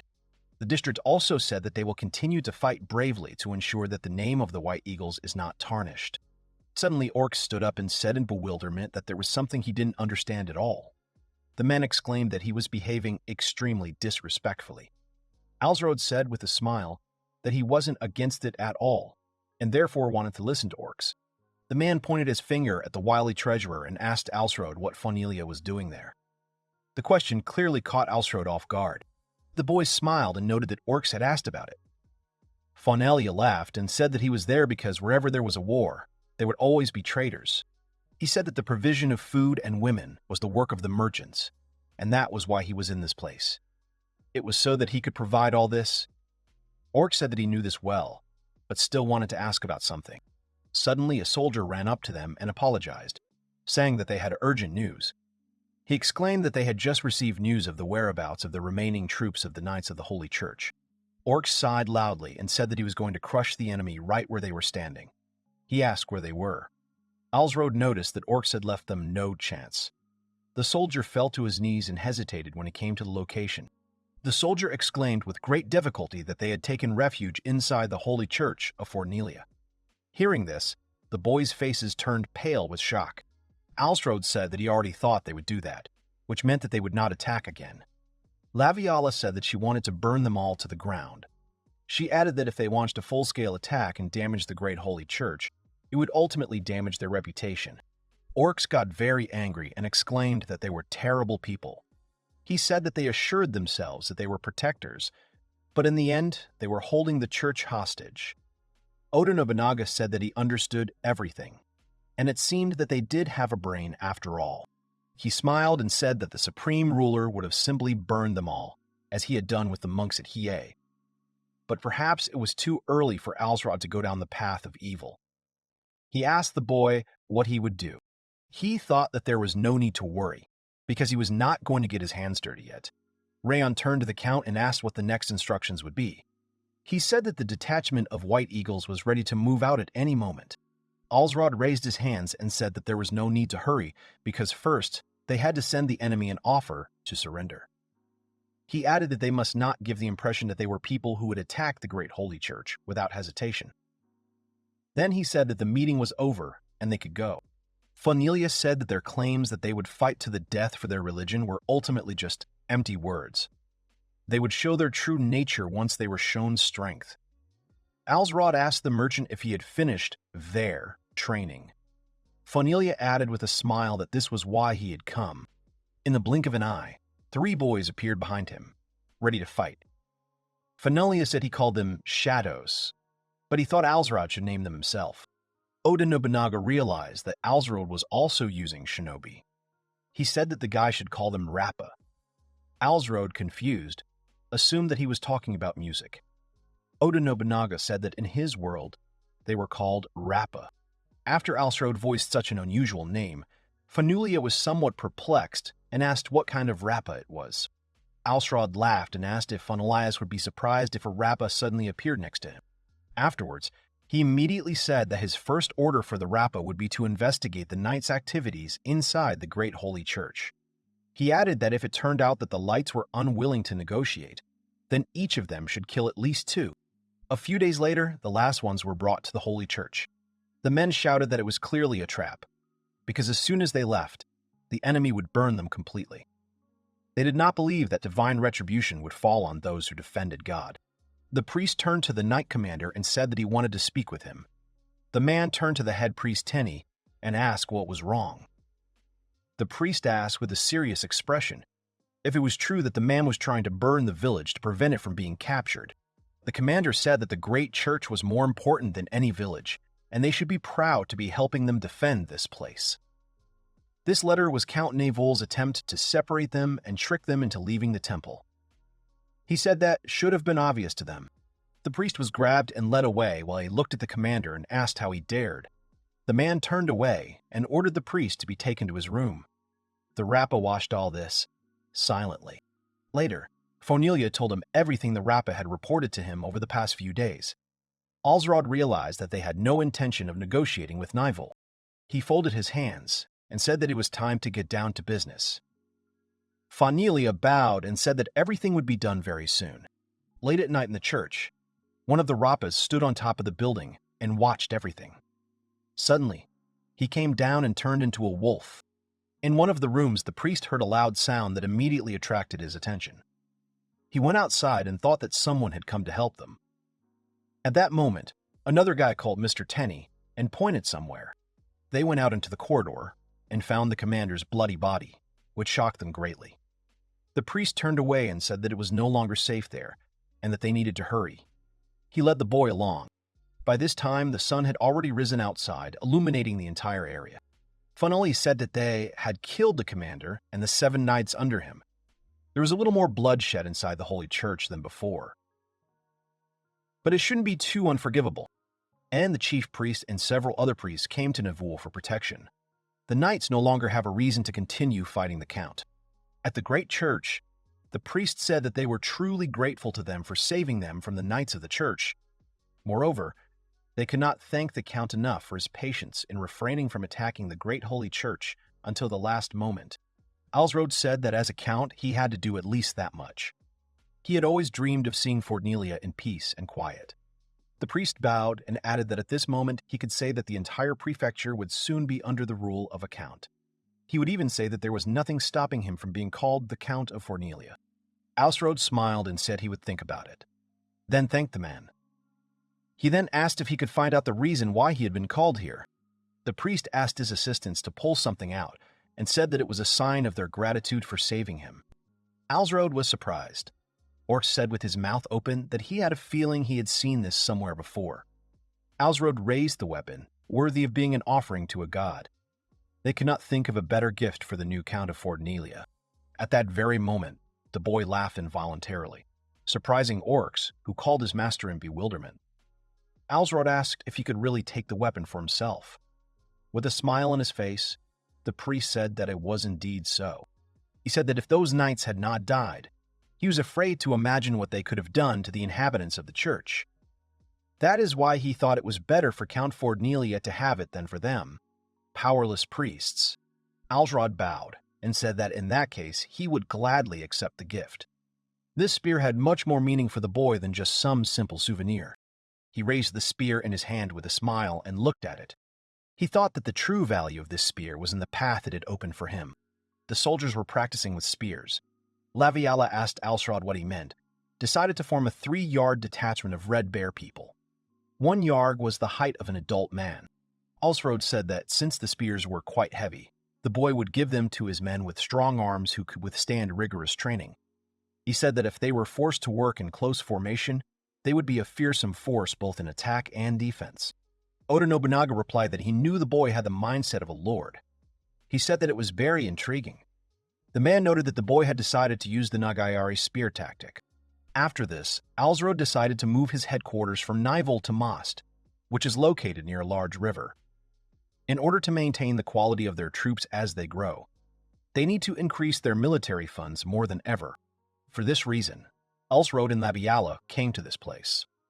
The girl pointed her finger to the side, saying that here it is, the port of Most.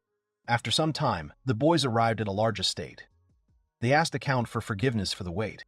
A group of men entered the room. One of them said that he had gathered the parties involved in the construction project as Alsrod had requested. After this, all those gathered took their places at the large table. The young count stood before them. Alsrod pointed to the board, saying that he wanted the river to surround the castle, so that it would appear as if it were floating. The guy said that at the same time, there should be a direct waterway between Most and the castle for direct transportation. The young count explained to the men that bridges also needed to be built to connect the areas surrounding the castle. The builders looked at the papers in shock, and the guy continued talking. He said that it should be doable, according to his treasurer Fenolia. The man nervously turned to the count, who looked at him questioningly. The builder said it looked like it would be a huge construction project. Alsrod asked how long it would take. People began to guess that it might take 5 or more years. The man said they would need about 3. Alsrod looked at the men and confidently said that they should do it in a year. This statement left the men deeply shocked. The guy thought about how this project was bigger than any they had ever done before, so it was no wonder they were so nervous. Alsrod said he understood. He said he would personally lead this project. The man asked, surprised, that the guy would personally lead this project. The man asked, surprised, that the guy would personally oversee it. Alsrod thought that under the influence of the master's guidance, the ability of any worker to concentrate and cooperate would increase, and that this should speed up the process a little. The boy said that he personally wanted to observe their excellent work up close. Alsrod said that many people would soon move to this place. He said that in order to become the capital of the prefecture, the population here would have to increase by about 5 times. The man was shocked by the numbers he heard. The young count said that they shouldn't think it was impossible without trying. He said that he was serious about making this place the center of the world. And in order to do that, the guy gathered people with the town to create a world-class castle city. The boy asked the assembled people to lend him their strength. These words greatly inspired the men. With the construction of Most Castle, Mosta's economic plans began.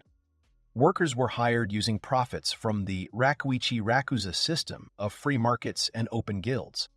Since workers came from all over the prefecture, it also attracted merchants. A positive feedback loop began. The special ability, patronage of the ruler, was obtained.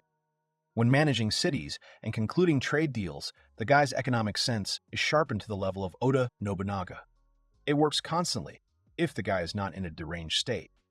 This was Alsrod's new, unique skill. Oda Nobunaga asked the boy to explain this. The man explained that it was not a power, but rather an assessment of his own abilities.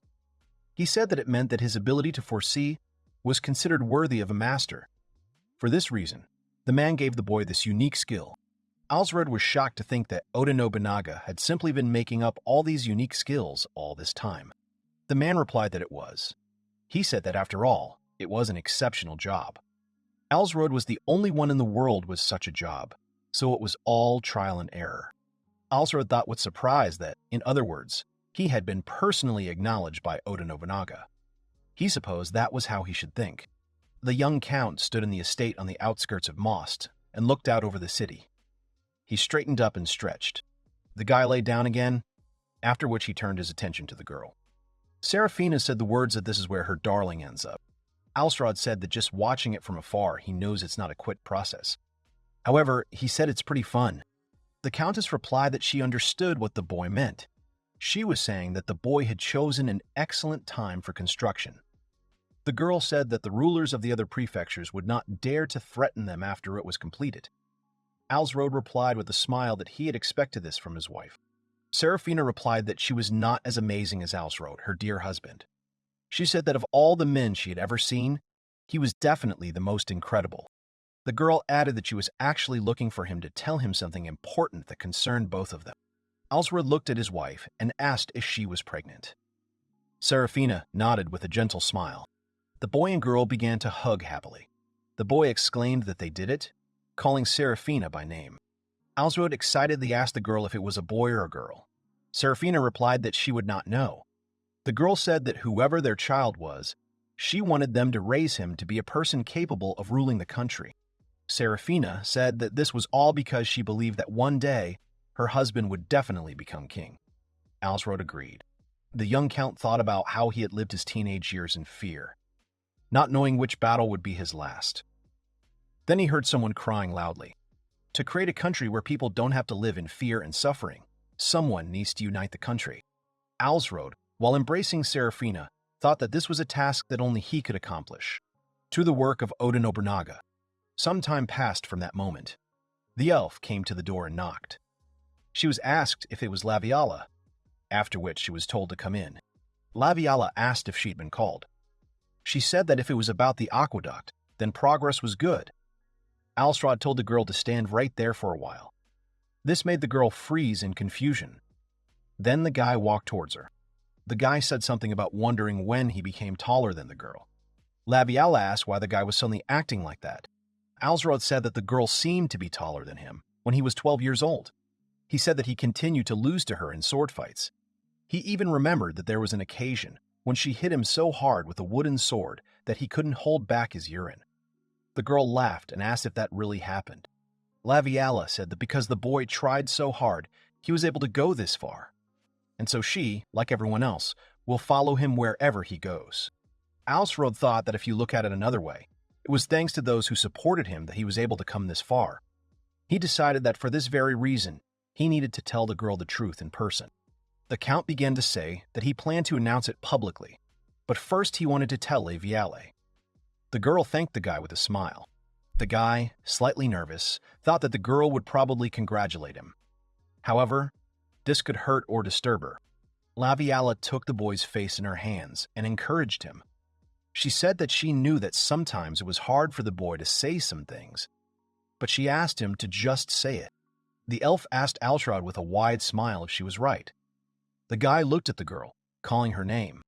After that, Alsrod said that Seraphina was pregnant with his child. The girl looked at him in surprise. Laviala asked Alsrod hesitantly if it was true.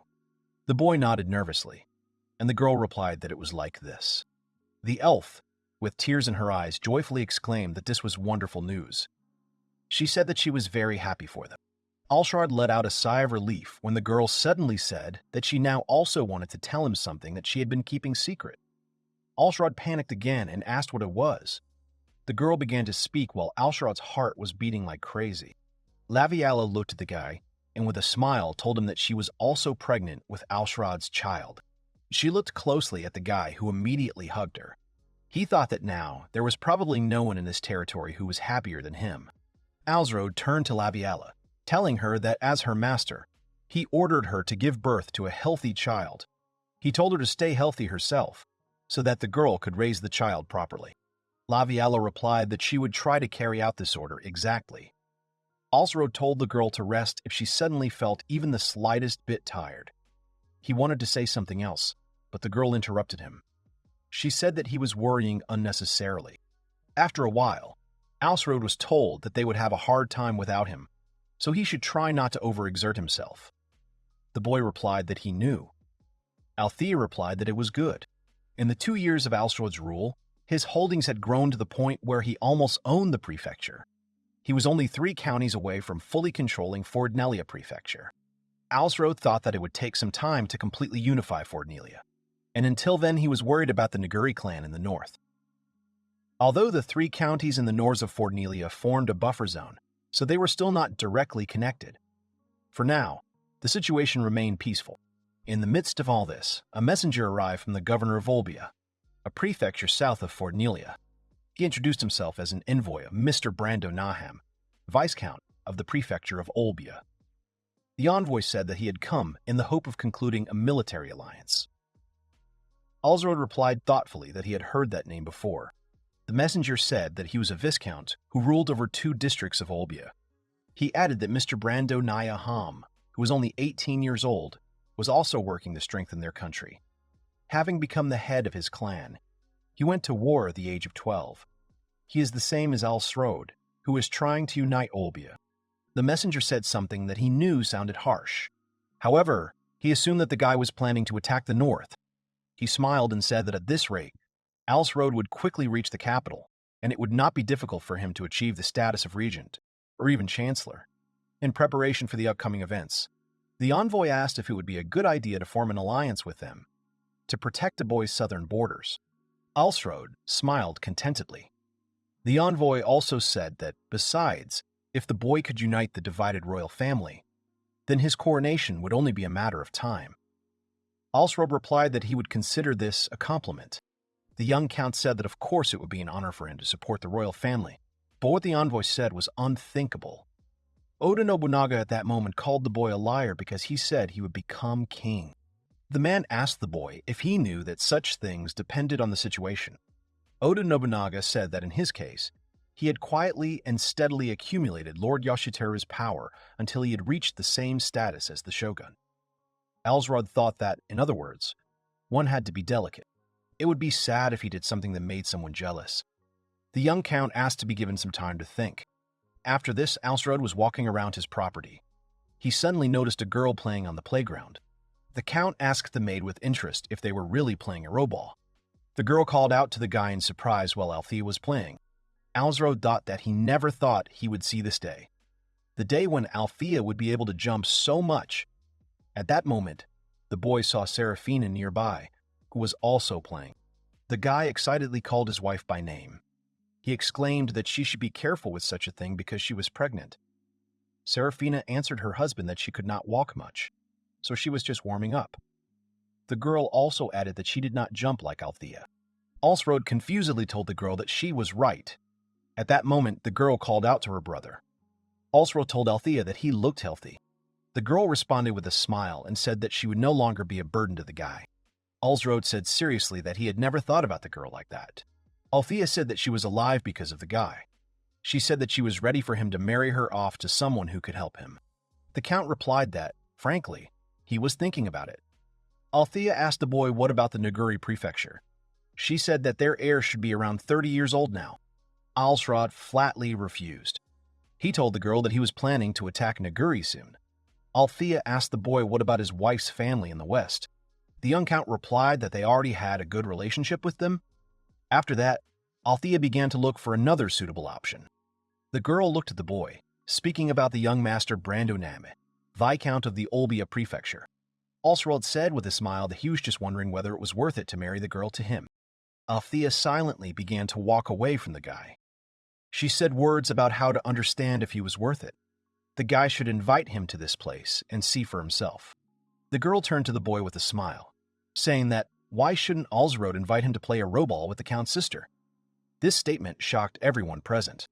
Alsrod chuckled, then laughed loudly. He agreed with the girl, saying that they would try her idea. The guy said that besides, he personally wanted to see if he was worthy of becoming her husband. Serafina looked at the boy and said that he could be cold when it came to strategy, but soft when it came to his sister. She thought like brother, like sister, both with the same characters. After sending the letter with a positive response, Brando Naham immediately arrived at Alsrod's. The young man bowed, saying that it was a pleasure to meet Alsrod. He introduced himself and said that he was looking forward to the Araball match that day. Alsrod thought he could tell just by looking at the guy how smart he was. However, his boyfriend seemed more like a general than a hero. Alsrod asked Brando Naham what job he had been given at the ceremony. The boy replied that the temple had given him the job of a thief. Brando Naham started talking about how he could tell where his opponent's defenses were weak. He said that by directing his forces to such places, he had been able to win several wars. The guy was thinking about his work as a thief. Alsrod thought about what they said. It increases judgment by 30% than normal people, and agility by 50%. He remembered how the messenger suggested that the guy was planning to attack the north. The young count also noted that the boy had been the head of the clan for a long time and had waged wars before getting the job, so it was more likely that much depended on his intelligence. Alsrod said it might be offensive to call a thief's job unsuitable, but he thought it was the boy's calling. Brando Naham thanked the count, saying that he agreed with that too. Then he asked where his sister was. Alsrod said that he was showing the way. He said that the girl was waiting in the yard. Althea greeted the guest politely, saying that she was pleased to meet him. The girl introduced herself to Brando Naham, telling him that she was the sister of Count Alsrod Nivule. She said that she might not seem like it, but she was very good at a robol, so the guy should not hold back. Brando Naham thought that the girl was very beautiful. He said that he was looking forward to it. After some time, the arrowball match between Brando and Althea began. The girl deftly threw the ball up, then powerfully hit it. Viscount Brando quickly extended his racket forward, hitting the small ball. After that, the girl struck again. The young man ran up energetically and kicked the ball flying towards him. It quickly flew past the girl. Alsrod watched the game and thought that Brando Naham had won by anticipating many moves in advance. He thought that if he added leadership qualities to this, no petty ruler could surpass him. Meanwhile, the young man was telling Althea that she had played well. He was pleased. Althea replied that it was so modest, even though she had played well. He was pleased. Althea replied that it was so modest, even though she had lost. At that moment, Alsrod was called out. Brando began to say that he had never seen such a beautiful girl in all of Olbia. He said that her elegance had enchanted him. The young man looked at Althea, asking her to marry him. Alsrod looked at his sister, who at first seemed rather gloomy. However, the girl looked at the boy with a little embarrassment. The young count replied to Viscount Brando Nam, who was standing next to the girl, that so be it. Alsrod said that the girl would soon go to Viscount Brando. The count looked at the boy, saying that this did not mean that he intended to give him troops, because he had enough of his own enemies. The boy also said that the girl had been through much more than most people. He said that he wished her the best. Alsrod approached Brando and told him with a rather serious expression not to do anything that would make Althea cry. He asked the young man if he understood everything. The girl watched what was happening with a smile. Young Viscount Brando responded with a bright smile and said yes. He exclaimed that he gave the boy his word. Some time later, Alsrod was sitting at his desk in his office. Oda Nobunaga was looking out the window and telling Brando about it. The man said that he was like a Zai Nagamasa, who ruled enough territory to be considered a daimyo. Oda Nobunaga added that there was another similarity. His sister, Oichi, was also happy around him. Alsrod realized that the man had also given his sister away to the ruler. The boy said that he thought that this was typical of many rulers. Oda Nobunaga continued speaking. He said that the situation had become quite complicated when he had betrayed the man. Later, however, he had managed to deal with him. Alsrod quickly stood up and asked the man what had happened to his sister. Oda Nobunaga told him that he had saved her and her daughters. He said that, however, she had remained heartbroken for the rest of her life. The boy was greatly shocked. Alsrod confidently stated that he would do everything in his power to prevent such a thing from happening. He said that he wanted his sister to be happy as much as he wanted to be king. Oda Nobunaga seriously told the boy to just be as careful as possible, because a king is not someone who has everything. The man said that it is most likely someone who sacrificed everything to become one. After some time, Alsrod came to the door and knocked on it. The door was opened by a surprised Althea. The guy asked his sister with a smile if she wanted to have a drink with him. He clarified that it was not a strong drink, but just tea. The girl thought about it with a smile. After this, the brother and sister went outside and sat down. Althea looked at the sky, telling her brother to look. She said words about how beautiful the moon was. The girl closed her eyes and said that she hoped that this was not the last time she saw her with her brother. Alsrod began to talk about how he knew he should be happy for the girl, because she was getting married. However, he said that for some reason, he just couldn't handle it. The boy, with a sad expression on his face, said that he believed that this made him a bad brother. At that moment, Elia placed her hand on Alsrod's hand, saying that this was not true. The girl told her brother with concern that if he had not cared for her so much, she would have died long ago. Alsrod looked at the girl warmly. He said that if he didn't have her, he wouldn't have gone to defend the fort, as Gazer had ordered. The guy said that they would probably have surrendered to Mineria by now, and he would have commanded a detachment of soldiers at most. At that moment, the girl suddenly stood up and turned to Alsrod, which made him slightly surprised. Althea turned to her brother and said that she was grateful to him for always taking care of her and raising her. The boy looked at his sister and said that then she had better be as happy as possible. He told her to promise him.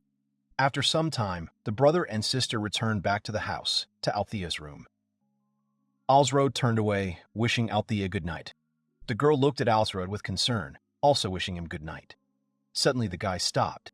Alsrod turned around and quickly headed towards his sister. Leah asked her brother in confusion if something was wrong. The next moment, Alsrod hugged the girl. Althea's eyes filled with tears, so the guy said that it was okay. He told her not to keep it to herself and to cry as much as she wanted. Alsrod thought that he wished Althea happiness. He thought that she should not worry because she was destined to become the king's sister. After Althea successfully married, Alsrod decided to devote himself and his attention entirely to the development of the city. And after a construction period that lasted for 6 months, they all moved into the new Masta Castle, which was extremely luxurious. The room with high ceilings was filled with many people who silently watched the ceremony taking place in the building. Laviala, Civic, Orcus, Rayon Nguyen, and Fanulia stood silently and watched everything nervously. For them, this was very important. At the same time, Alsrod took several large steps forward, stepping into the center of the room. The guy extended one of his hands to the side and looked at the spear he was holding with that same hand. He spoke loudly to the men and women who were there, and then said that from that day on, this place would serve as a center in all spheres of life. He meant political, economic, and other spheres as well. Alsrod was vocal about how something might seem unfamiliar to them, but he was fully confident that the residents would be able to love it with all their hearts. He struck the ground with his spear and said that he now wanted to tell them his purpose. He explained that the royal family was currently in complete chaos. He said that for many years, it had been divided into factions, which in turn were fighting for the capital. He sighed and said that as a subject of this great kingdom, this saddened him greatly, and this was the very reason why he would very much like to propose his plan of action. He said that he wanted absolutely everyone to pitch in. He explained that by serving alongside the king himself, he would end the chaos in the kingdom. The people who watched him were genuinely surprised by his opinion, and were perplexed by everything they heard that day. Alsrod thought that probably half of these people thought that the guy was planning to seize power by manipulating the king. He also couldn't help but notice that these people were pretty close to his idea, but it wasn't quite true. He raised his spear and exclaimed that he wished for everyone in the building to be united in this effort. Immediately after, he wished glory to them all, creating a suitable atmosphere. It was all for the sake of creating Alsrod's own kingdom. The people in the hall began to shout loudly as one and raised their hands along with Alsrod, fully supporting his ideas and thoughts. After a while, when the meeting was officially over, the boys gathered in an office with a large square table. Alsrod said that among the remaining 3 northern circles, there were still several uncooperative rulers, and they were going to attack and reduce their forces. Hearing this, Noenrode, a former commander who served under the incompetent ruler who chose to serve Alsrod after his death, jumped up from his seat. Alsrod said that the man could speak, after which no one agreed. The man said he already knew that Alsrod had warned 3 counties that they were going to kill everyone in the fort. However, he added that some nearby residents might be seeking refuge within those counties. Hearing this, Alsrod sternly said that if they were in the fort, they would be considered enemies, so people should not leave anyone alive. After these words, many people were shocked by the cruelty of the guy and could not believe what they heard. They tried to say something, but they were afraid. Alsrod said that if they killed everyone in the first battle, they could roughly imagine what the reaction would be from others. Civic said that if this happened, most of the peasant troops would be too scared to fight and would therefore try to desert. Alsrod stood up and said that it was exactly like that. If they showed how much stronger they were in the first fight, the enemy would quickly surrender. That was how they could quickly settle the matter without unnecessary bloodshed. He quickly sat down on the chair and sighed, saying that, besides, he didn't really want to drag out this battle as it could only attract more dangerous enemies in greater numbers. Civic folded his arms, then turned to Orcs and asked if Alsrod was talking about that cult rentrant from the Guri. Orcs also looked surprised when he heard the name. Alsrod thought that Civic was as sharp as one would expect, given his combat experience. Alsrod said that his goal was never to unify the prefecture by eliminating these petty lords. Rather, he stated that his goal was to completely destroy the renters and invade another prefecture, Naguri. After these words, the audience began to sigh in surprise. People hadn't expected that Alsrod's plans included invading Naguri prefecture. They wondered if this was going too far. Only Rayon rose from his seat and said with a smile that everything was exactly as he expected from Alsrod. He was delighted. The elf smiled and said that their count thought further than anyone else. He firmly said that he would follow Alsrod wherever he went. Rayon proudly said that he had complete faith in his master. Alsrod told him that he would never let the elf down. Immediately after that, he asked who would like to lead this attack. Immediately after this, no one jumped up from his seat and loudly asked Alsrod to trust him with this. He said that he had made a fool of himself earlier by failing to understand the Count's intentions, and therefore he would very much like to atone now that such an opportunity had arisen. Alsrod noted with a smile that no one had said it very well, and now they could begin the operation. A large army had gathered in one place. They were moving forward. In one of the forts, there were cries that Most's army was approaching. Someone asked how many there were, and the others guessed that the army would be twice as big as theirs. The army was very worried. One of them exclaimed that the others should place as many archers as possible on the southern side. Others asked if it was true that they would kill everyone in the fort. They assumed that this was just a scare tactic and that if they surrendered, they would at least be left alive. The man on guard rang the bell and said that the enemy was already here. The archers were tense and did not understand why the enemy needed spearmen. An army of men holding all sorts of weapons was getting closer to the fort. Alsrod raised his sword high and ordered the army to destroy everyone in the fort. The soldiers began loading the cannons, shouting for them to open fire. The boys' squad noticed something. The next moment, a cannon hit the squad. They started shouting that it was a catapult. The district quickly called out to the White Eagle squad, ordering them to take up a defensive formation.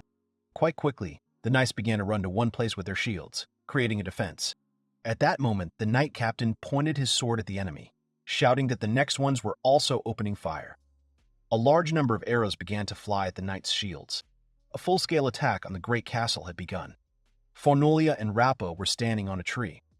The treasurer spoke the words that it had all begun. Fornulia asked Rappa if no one's detachment had already penetrated from the northern side of the fort. The young man nodded, answering in the affirmative. Rappa reported that they had just arrived on the northern side, following a line prepared by their Rappa. Fornulia said that their count was very generous. They would go to such lengths to show them the weak points of the enemy's defenses. Just to give credit to an outside vassal, no one turned to his men, telling them to listen to him. He said they had to show what they could do. He exclaimed that they would take the general's head. No one began to attack the enemies, who began to shout that there was an attack from the north. The captain could not believe it. He ordered the soldiers to kill them immediately. No one quickly eliminated 2 soldiers, saying that here is the head of the general. The general panicked and tried to draw his sword, cursing loudly. Nguyen eliminated another soldier, so the general called out loudly to the man. He began to say that he would not resist. He cried out to be spared. But at that very moment, no one swung his arm to attack him. The soldier was shouting at the soldiers not to do anything stupid, like open the gates. He asked if they really wanted Mouse's army to break in. The soldiers headed towards the gates, shouting that their general was dead, and if they stayed in that place, they would all die. The commander began to curse them and order them to stop. At that moment, the soldiers were overwhelmed by a large number of attacks. Alsrod said that, unfortunately for them, they would all die here. The guy said that this is what happens if you refuse to obey him. With no one's killing of the enemy general, the battle was over in less than a few hours. Hearing that the entire garrison had been killed, it did not take long for the rulers to surrender. They had already learned of the strength and numbers of Alsrod's army. For this reason, the boy could not understand what the point was for them to bow down to him now. He thought that, apparently, according to Oda Nobunaga, there were also many rulers in his era who lacked foresight. It also didn't take long for some of the vassals who had deserted the former rulers to come and swear allegiance to Alsrod. And around that time, something else happened. The man said that his family was originally a branch of the Branchhoves clan. He said that they had held that position for nearly 100 years. Alsrod replied that he understood. The boy supposed that it must have taken a lot of determination for him to abandon his master after so many years of serving him. The count thought that if such a noble vassal defected to him, it would discourage the others from resisting. The man laughed, confirming Alsrod's words. He also added that he wanted to provide tangible proof of his desire to serve the count. Alsrod thought that, frankly, he doubted that a vassal of a minor ruler could have anything valuable. The man told him that as proof of his loyalty, he had brought the boy the heads of Viscount Branchhoves in his heir. This made the boy's face darken, and he clenched his hand. Alsrod frowned sharply and turned to Oda Nobunaga, saying that he wanted to finish this guy off. The man smiled and said that their clan was practically dead, so he turned to the boy. Meanwhile, Alsrod and Oda Nobunaga looked at the man with gloomy faces. Nobunaga asked the boy that he probably felt it too. The boy told the man to tell him if he really thought Alsrod wanted a vassal who had killed his lord before. The man screamed that he had done it because he was such a fool. He exclaimed that it did not mean he would betray the boy. Alsrod replied with displeasure that he was not interested in his loyalty. The boy wanted to tell the man that he could not trust him. Alsrod ordered a messenger to be sent to express their condolences to the Branchhoff family and to return the heads to them. A large number of soldiers were moving through the mountains. At that moment, someone called out to the count, who was in front. Orc said that Alsrod seemed depressed. The boy asked if that was true. He suggested that it was because Labiala had always been there for him before. The boy said that he wasn't the same without her by his side.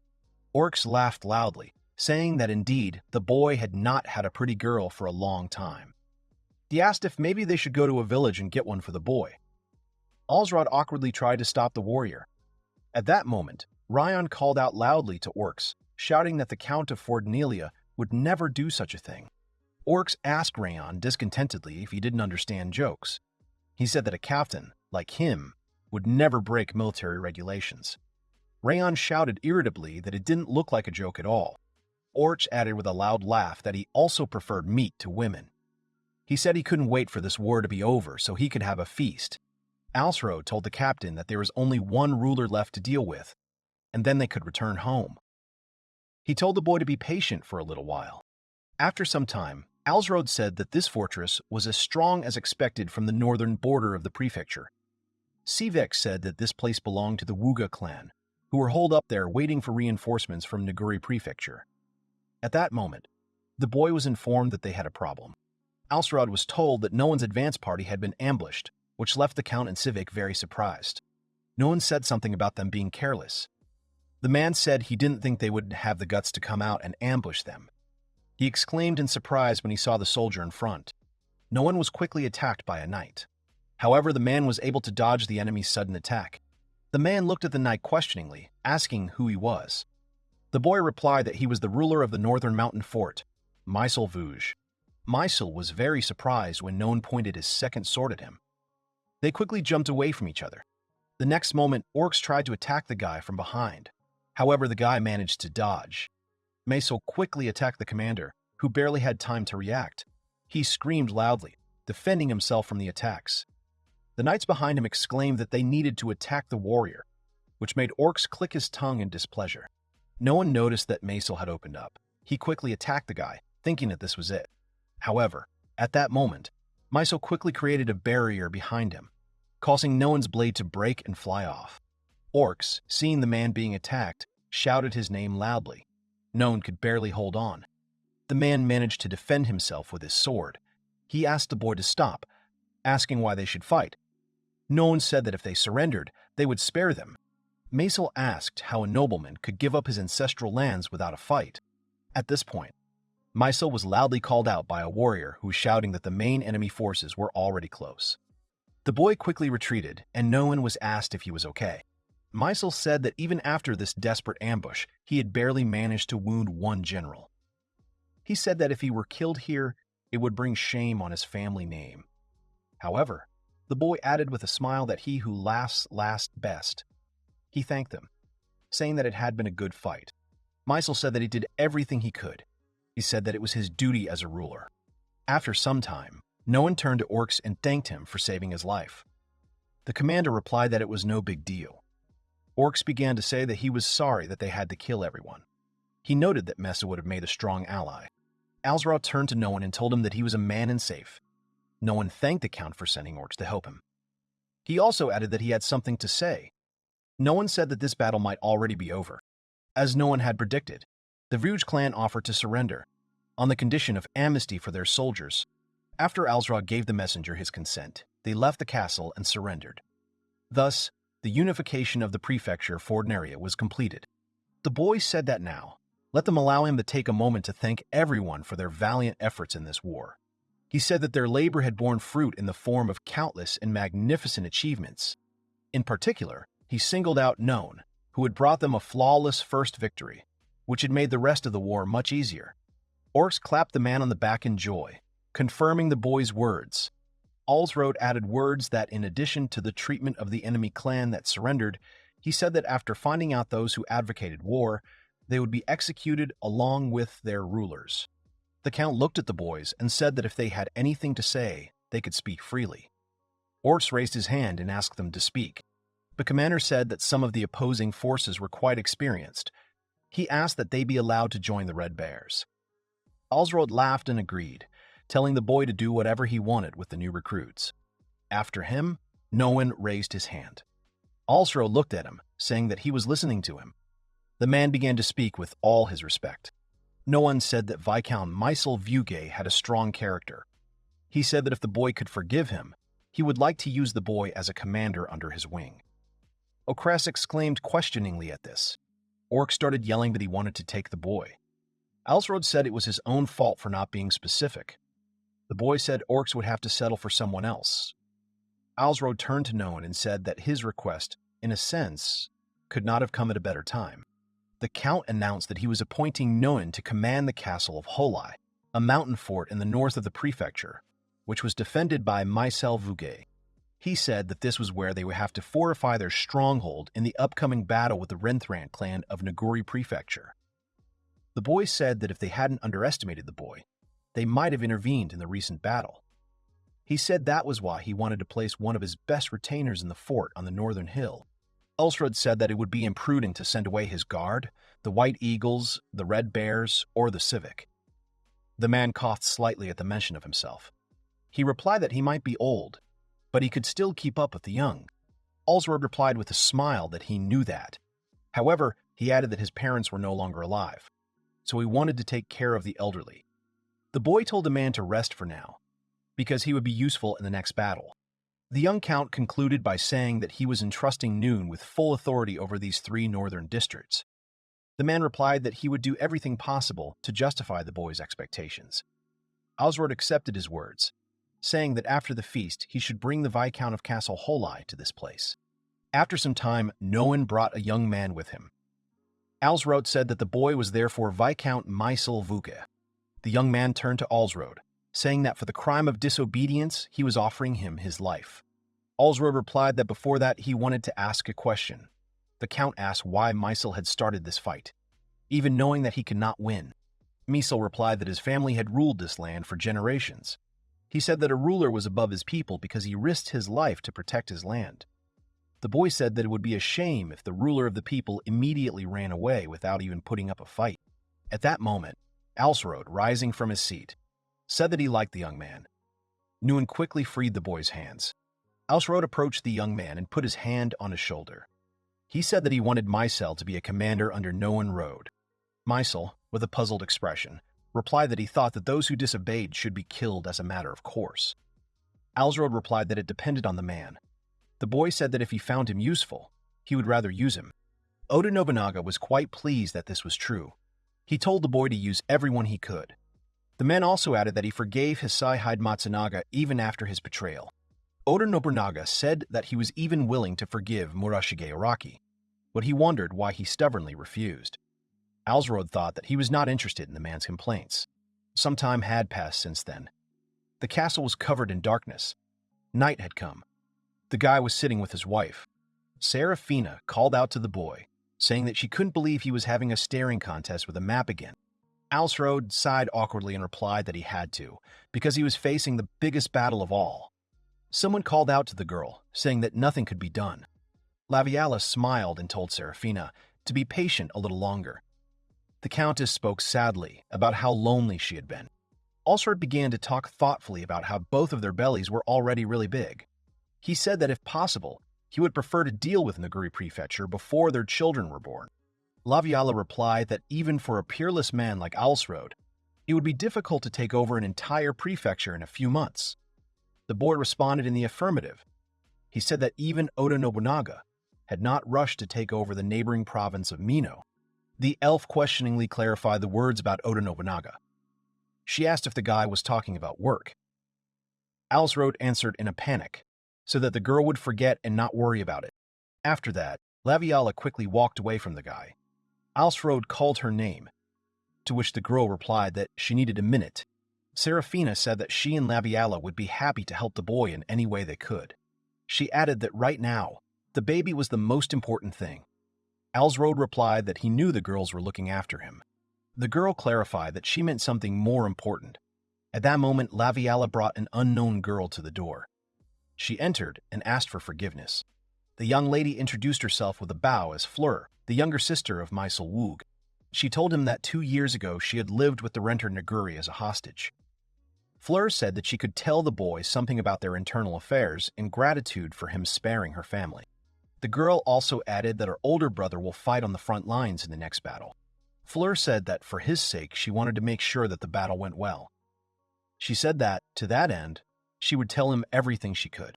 Serafina approached the girl, saying that she had been sent to the Vouge family. She assumed that the girl would be useful. The Countess spoke of Fleur being incredibly intelligent and also having a trustworthy demeanor. Alsrod responded that he appreciated her feelings. He asked Fleur if he could ask her a few questions then. The boy started talking about how Naguri Prefecture must be preparing for war. Alsrod asked what would be the best time to attack. Fleur replied that when the wheat harvest began.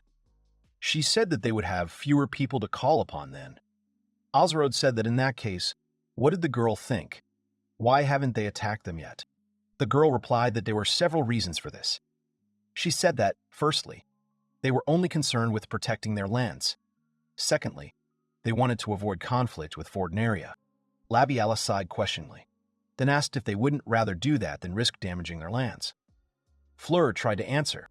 Alsrod interrupted the girl, saying that it would take 3 or 4 days to get to the battlefield. The boy said that many peasant soldiers would not like that. Alsrod also said that there was no point in them coming all the way to them if there was no decent prey. Laviala responded in surprise that she understood. She said that she hadn't thought of that. The young count thought that this was another reason why he trained soldiers to be ready to fight at any moment. Fleur said that there was a last moment. She said that this could be a way to lure the count into a trap. She said that the lands of the Naguri rulers were in the wilderness. If the invasion went that far, the enemy would be able to catch them off guard and isolate them, making it difficult to retreat. Fleur said that in that case, their forces could be destroyed. The girl said that for this reason, they are in a defensive war. Alsrod thought her ability to understand her enemy's affairs and tactics in such detail showed that she was more than just a princess in a birdcage. At this point, Serafina turned to her husband and said that they were in her room. She asked if the guy knew. Alsrod apologized with an awkward smile, saying that he hadn't noticed it at all. The Countess replied that she had not meant that. She had suggested that Miss Fleur's room would be more suitable for their discussion. Alsrod realized that the girls clearly wanted Fleur to become his concubine. The guy turned to Fleur and said that if she did not object, he would like to hear more about her views. The Count brought the girl to his room, asking her if her brother knew about it. Fleur answered in the affirmative. She said that before parting in the castle, the guy said that he did not mind if she became part of the Count's family. Fleur turned to Alsrod and sheepishly told him that his wife had also ordered the girl to spend the night with him. The young Count kissed the girl's hand, saying that then they would not disappoint Serafina. Some time had passed since then. Alsrod called out to Fleur, saying that the Vuj family would be safe as long as she obeyed the Count. He promised the girl this. Fleur thanked the guy shyly and asked Alsrod to treat her family well. Alsrod looked closely at the girl and said that he thought she should put on a more cheerful face. He said it was because right now no one would hold a grudge against her. She smiled. The girl thanked the Count. She said with a smile that many years had passed since she had last been spoken such warm words. Alsrod hugged Fleur, telling her that this was the way it should be. He said that the girl looked cuter when she smiled. There aren't many counts in the kingdom who control more than 1 or 2 prefectures. In other words, Alsrod has come a long way toward total conquest, and the preparations for this have already been made. Alsrod informed his troops that their next objective was to invade Naguri Prefecture. After this, the boys' army set out. No one said that they brought with them surprisingly few soldiers. He thought that they would arrive with the whole army. Alsrod replied that this was just a staging area. The rest would come later. He said that if they delayed, reinforcements would be brought to Naguri. The Count turned his attention to Mysel, whom he immediately called out to. The young man thanked the boy for the favor he had shown his sister. Alsrod said that he would take care of her and make her happy. He told the boy that they should do everything possible to conquer Naguri Prefecture for her sake. Mysel agreed. After this, the army moved on. Alsrod and the others headed for Fort Sora, in the heart of Naguri. The district noted that it was an abandoned fort again. Oda Nobunaga said that it was such a disappointment and boredom. Alsrod said that they were all just small fortresses, designed to protect against invasion by the petty northern rulers of Fortnaria. Oda Nobunaga asked the boy if it bothered him that they had not even been repaired or rebuilt. The boy sighed thoughtfully. The Count said that this could only mean that they had no intention of organizing a defense against them outside their own territory. The troops continued on, passing rivers, forests, and mountains. They continued on their way. Alsrod said that once they passed this point, they would reach the plains of northern Naguri. They would then be able to move straight to their main stronghold, Mokara Castle. However, there were many forts along the way. It looked like they were undergoing major repairs as well. The boy asked if they understood what that meant. Rayan replied that the enemy intended to isolate and destroy them here at Fort Sora. He said that if they flanked them from behind this fort, they would be trapped. Alsrod said that was true. Orcus added that this was why the boy had put so many soldiers in the rear guard, so they could deal with any flanking force. He asked how the vanguard could then advance. Orcus said they could attack them along the road that went through this valley. Alsrod told him not to worry. The Count explained that he had already found several secret passages leading from this fort to their fortress. He said that the forts might appear to be protected by a mountain range, but in fact it could be bypassed. The guy said that therefore, if the forts serve only as roadblocks, then they just need to destroy them in advance. Alsrod said that they would then meet their rear guard, and once they reached the plains, their victory would be decided. Mysel asked if the advance party would be enough to capture them. Rayan was deep in thought, and Orcs couldn't believe he was going to do such a thing. Alsrod told his soldiers that they were all very capable. He also added that he was going with them, so they should do everything possible to win. The Count said that he had nothing to fear, because they would be by his side. Orcus laughed and said that if they didn't show the boy what they were capable of, how could they be men after that? Rayan replied that the White Eagles would protect him at any cost, even at the cost of their lives. At this moment, the special ability Overlord's Guidance was upgraded, and the Allies' reliability was doubled. In addition, their offensive and defensive capabilities were increased by 30%. Alsrod looked at the man and thought that they couldn't lose with Oda Nobunaga on their side. After some time, an army began to approach the castle located high on the mountain. The soldiers called out to each other. At that moment, Orcs appeared behind them. The soldiers tried to report that they were under attack by enemies, but the boy quickly defeated them. By this time, Alsrod had also arrived on the scene. He landed nimbly as he heard someone exclaim that it was the 15th head. Orcs called out to the Count, saying that the boy had been there for a long time. He reported that the fort had already fallen. Alsrod replied that this was excellent. He said that it was time to move on to the next step. Orcs agreed, confused, and the Count said that they could not linger here. A soldier on the watchtower suddenly saw a light. He quickly reported that they were under attack. He ordered that the other forts be contacted immediately. However, the next moment, his partner fell dead in front of him. The soldier panicked and said that it was an enemy. At that moment, Rappa's sword struck him. The other soldiers were confused by the fire that had broken out. They asked if it was dangerous. One of them shouted to bring water because they needed to put out the water. The soldiers called out to the captain, telling him that they had come to put out the fire. The man looked at them in shock, then shouted words about how they should not abandon the gate.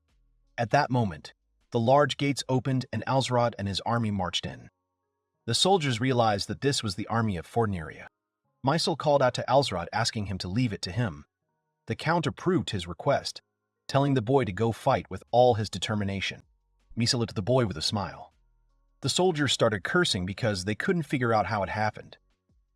There were a lot of enemies. The man said they could defeat them if they let him out. Another soldier assumed he was talking about a monster. He asked if the man was talking about the same one that Colt Rentrant had prepared to kill Count Fortnelia. The monster asked if the man wanted to let him out. The huge man opened the door of his cage, saying how interesting it was. The man asked with great admiration if he had really killed all the gladiators. He exclaimed how strong he was. The old man thanked the man for the compliment. He told that, in fact, he had killed 30 gladiators in one night by himself. He was the strongest warrior the old man had. The boy ordered the soldiers to listen to him. He said that once they captured this fort, they would be able to break through the mountain range. Alsrod ordered them to give him this victory. The district called out to the boy, saying that he would go around the fort from the rear to make sure that the enemy did not escape. Alsrod told the boy to stand still. He told him to leave at least one alive. Alsrod was saying that the renters didn't know yet that they were attacking from the fort. They would use this advantage to complete their preparations for the offensive. Reyno answered that everything was clear. He said that everything would be done. Rainion shouted to Mysel to take care of the Count. The young man answered that he would protect the boy with his life. The soldier ran and said that things were bad. He said that he had to be let out or he would die. He told the monster to get out of there because Fornelia's army was already here. The monster asked if he could get out. The next moment, he looked out of the cage.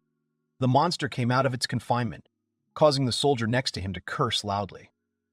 The monster sighed in displeasure. He asked the soldier if there was anyone strong outside. The soldier confirmed his words and then demanded to protect them. The huge monster threw the bars away from himself, saying that they were in the way. Mysel and Alsrod began to lose their balance. They assumed that it might be an earthquake. A monster came out to them, and the soldiers began to talk about whether it really was a giant. Mysel stood before the Count and said that he would take care of him. The young man began to read the spells. Mysel readied his spear and then took aim. He swung and quickly threw the weapon at the approaching monster. The monster looked at him in surprise, then stopped the spear with his hand. He looked at it silently and then pulled it out. He threw the weapon back to the shocked youth, saying that he was returning it.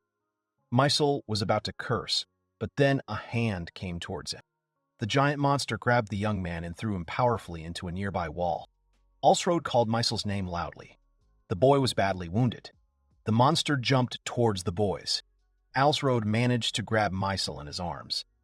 He was able to jump away from the attack site, avoiding the monster. The Count asked the boy if he was okay. Mysel told the boy not to worry because he was wearing reinforced armor. Alsrod said he had never heard of a mercenary who was so big and so fast at the same time. The giant grabbed a piece of the wall behind him with his hand. Alsrod shouted to the soldiers nearby to run to the side. The next moment, the monster threw a piece of the wall towards them with great force. Alsrod was able to defend himself with his sword. He looked at what was happening in shock. The boy looked at the monster and cursed loudly. Oda Nobunaga could not understand what kind of monster it was. Alsrod turned to Mysel and told the young man to cover him just enough so that he wouldn't die. Mysel, in shock, called out to the Count, who rushed to attack the giant monster with his sword. The young Count was quickly stopped with a knee strike. The monster kicked Alsrod hard, sending him flying. Mysel called out to the Count in shock. The boy, in turn, turned over in the air and addressed the giant. Alsrod asked him what he would be. As he spoke, the monster's hand was badly wounded. The monster clenched his fist and said that he had been told that he did not need a name. Alsrod was extremely surprised that this huge monster had no name. He could not even believe that someone with such incredible power was only a servant. The monster made a quick and extremely powerful dash forward, which surprised Alsrod. He had to retreat immediately because he could not foresee this.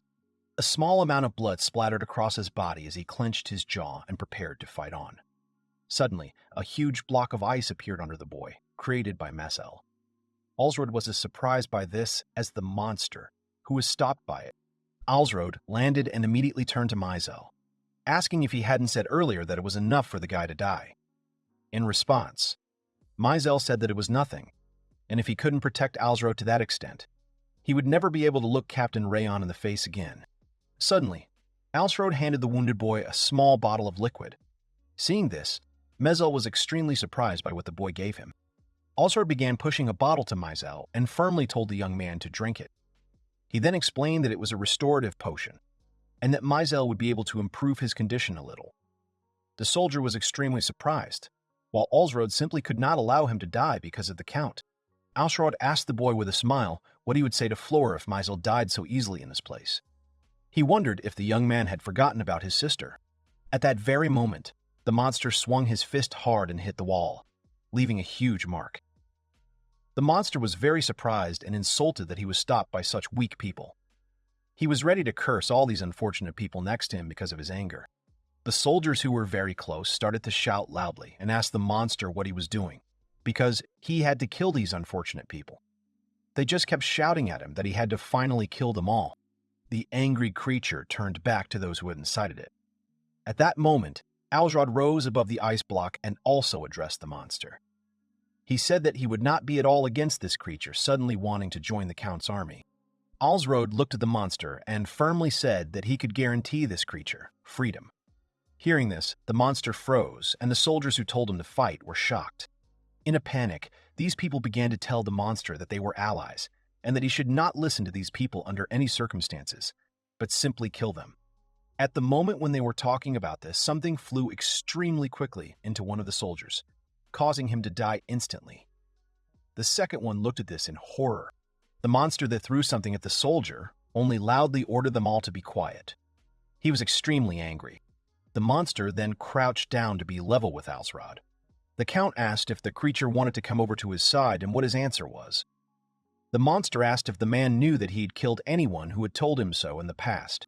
The monster smiled extremely cruelly and said that he didn't care at all whether Alsrod was his friend or his enemy, because he just wanted to kill absolutely everyone who was stronger than him, and that was his whole goal.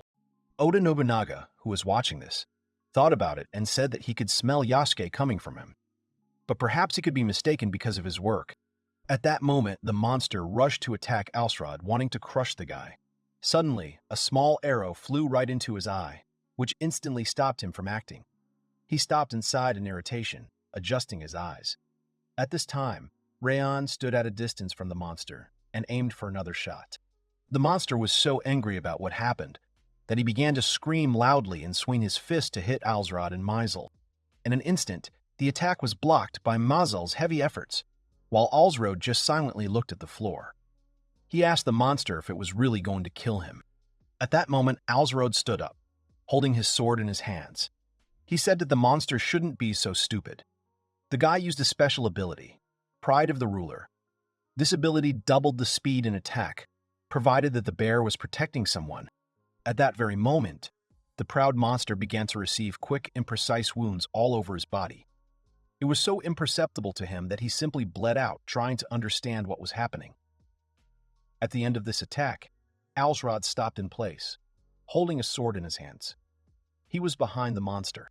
The monster, struck by this attack, began to fall backwards, but quickly regained control of its body and stood up. The area watching from the side were genuinely amazed that this creature could still stand on its feet after such a brutal attack. The monster tried to regain his balance and leaned on his knees while Alsrod watched silently as he stood up. At that moment, a memory flashed through the creature's mind. He remembered how a certain man had said that he didn't need a name at all, because it was completely unclear how a servant would eat a demon in a disgusting show. The man said that he would make the boy a gladiator, and only when he defeated the strongest would he be able to get a nickname for himself. The monster leaned on the ice and slowly stood up. At this time, Alsrod turned to Oda Nobunaga and said that he wanted to borrow the name of the man the spirit had spoken of earlier. He approached the monster and said that he recognized it. But if it remained nameless, it clearly could not be passed on to future generations. He said that this was the reason why he would name the monster. After that, he said that from now on, this person's name would be Yasuke. Hearing this, the monster was genuinely amazed. After that, the boy smiled widely and said that he liked that name. When those words were said, Alsrod and Yasuke immediately rushed into battle with each other. Alsrod raised his sword while Yasuke rushed at the count with his bare hands. They both wanted to fight with all their might. Yasuke quickly pulled out the arrow that was sticking out of his eye and then threw it at Alsrod with all his might. The boy was shocked by the attack, but still managed to dodge it. While the count was busy dodging, this was a good opportunity for Yasuko to attack. He grabbed the boy's leg and squeezed it tightly, causing a cracking sound to resound throughout the room. After that, the monster swung and was about to throw Alsrod with all his might. In the moment before he let the count fly, a small arrow flew right past his face, stopping him. At the moment when Yasuko was distracted by the unexpected attack, Alsrod took advantage of this and plunged his sword into the monster's neck. Yasuko immediately froze and coughed up blood, after which he fell to the ground, exhausted, and bled to death on his own. After the monster fell, Alsrod also fell down exhausted and began to breathe deeply. It was quite a difficult battle for him. After that, the boy took a quick look at the monster and took off his coat. He quickly covered Yasuko's body with his clothes, while Mazel and Rengon ran to his aid. Finally, Alsrod and the others won a deadly battle with Yasuke in the final fort. They then reunited with a rearguard led by Savik and launched a full-scale attack. On the other hand, Renshin's army was powerless against the long spears located on the high ground. If they tried to break through, they only ended up in a dead end, where the arrows had finished their work. The enemy was taken by surprise by the report that it was only a small part of Alsrod's forces. The man screamed in rage that he had been fooled. He exclaimed that the report from the fort was nonsense. A soldier came to the man and addressed him, saying that he had urgent news. The man asked, displeased, what else had happened. The soldier reported that Mokara Castle, their capital, was under attack. The man asked in shock who they were being attacked by. He asked about the fact that they weren't currently fighting the Fornelia army. The soldier said it was the ruler of the Northeast, Ward Rentrant. The man exclaimed in shock that this was a branch of his family. He couldn't believe that they had been working together from the beginning. Although Colt Rentrant and his clan narrowly escaped death, defeat on their own soil led to a sharp decline in the number of his followers. Colt Rentrant, his clan and senior vassals were too proud to surrender, so most of them simply took their own lives. It had only been a few months since Alsrod had unified Fornelia Prefecture. Now he had already conquered Nagori Prefecture and become the ruler of 2 prefectures. Savik and Alsrod were talking about something. The man thoughtfully replied that he understood everything. He was saying that it turned out that there was such a person. He said that if they had met earlier, they could have become good friends. Savik said that he never thought his old bones would survive until the end of the Rentrant's existence. Alsrod told the man not to be surprised. He added that Savik should know that as long as he lived, the boy was going to create his own kingdom. After some time, Fanyala came to Alsrod and called the boy. The treasurer said that such work could not be completed in one night. Alsrod told the boy not to tell anyone about it. He asked if the boy understood him. Alsrod also added that fortunately, most of the Naguri financial officials had survived, so the count wanted Fornelia to work with them. The boy listened to the count. Alsrod reflected that they could now mobilize more than 10,000 soldiers. After this, a man approached Alsrod and said that Seraphina's headmaid wanted to tell him something. The count replied that he was listening. The girl told him that the countess had gone into labor. The girl was surrounded by maids in her bed. The headmaid exclaimed that the boy was going to have a child. Alsrod quickly went to Seraphina's room, where loud crying was coming from. The girl turned to her husband and said that she had done it. The young count approached Seraphina with great surprise, who informed Alsrod that it was a boy. Alsrod reached out to the child and, with tears in his eyes, promised that he would always protect him. The guy turned to Seraphina, telling her that she had tried hard. The girl at that time looked at the guy with concern. Alsrod thought that the birth must have been very painful, judging by the girl's red hands. He thanked the girl heartily. The count said that he no longer had to worry about the heir. Serafina began to say that they did not yet know whether he would cope with this role. The guy was surprised to think that this was typical Serafina, as always, a realist. He said that he thought that mothers always wanted their child to become the heir. Serafina replied that first of all he wanted to be the hero's wife.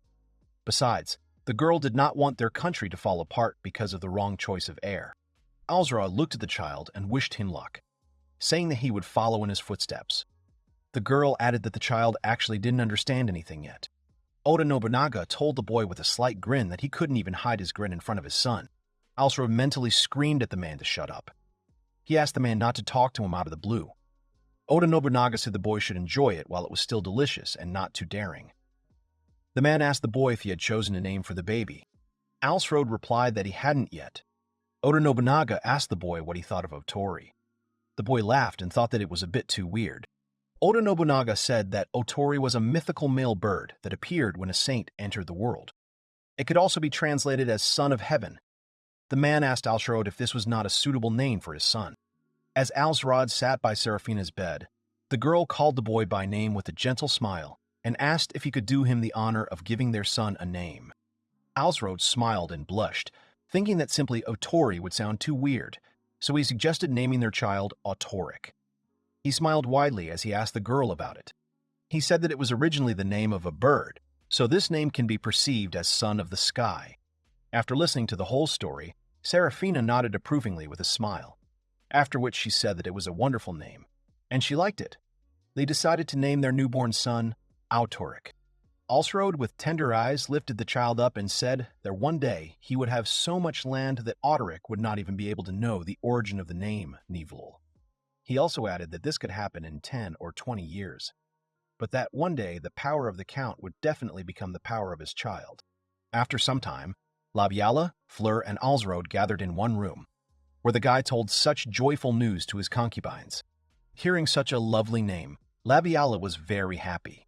She noted how good the name was. The elf also said that it was exactly what she could expect from her master. Alsrod looked at her with a smile and said that she too should give birth very soon. Fleur noted that he had said it quite rightly, and Labiala needed rest too. She said that she would be able to take up the elf's work in the near future. Labiala felt awkward about this and called Fleur by name. Alsrod said that he'd heard earlier that Labiala would give birth in about 2 months. The girl confirmed this with a smile and said that half-elf children stay in the womb a little longer than children of ordinary people. The girl smiled warmly and said that she was already looking forward to the birth of their child. Listening to Labiala's words, Alsrod also smiled warmly. And so 2 whole months passed. On that very day, there was an incredibly heavy downpour in the city. The guy, who had previously been busy with important papers, was greatly shocked by the news that the maid told him. He dropped many papers, and because of this, they all fell to the floor.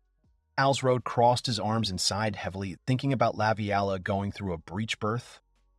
It was an extremely difficult process, and he was very nervous. The maid bowed low and told her master that she would do absolutely everything to save Labiala's life. Alsrod loudly exclaimed to the girl that she must save them both. Hearing this, the maid was greatly surprised and immediately raised her gaze to the count. The guy covered his eyes with his hand and loudly exclaimed that this was his absolute order and she could not disobey him. He cursed, being in real despair. He stood up from his chair and turned to God himself with a request that this birth would be successful. Despite the heavy rain, Alsrod entered the temple and knelt before the large statue while the priest recited a prayer. Alsrod folded his hands and closed his eyes. Before his eyes was the image of Labiala, who was admiring the petals of some flowers with a wide smile. He was sitting on his knees when suddenly another person's footsteps were heard in the temple. The guy looked up and, to his surprise, saw Serafina next to him, completely soaked in the rain.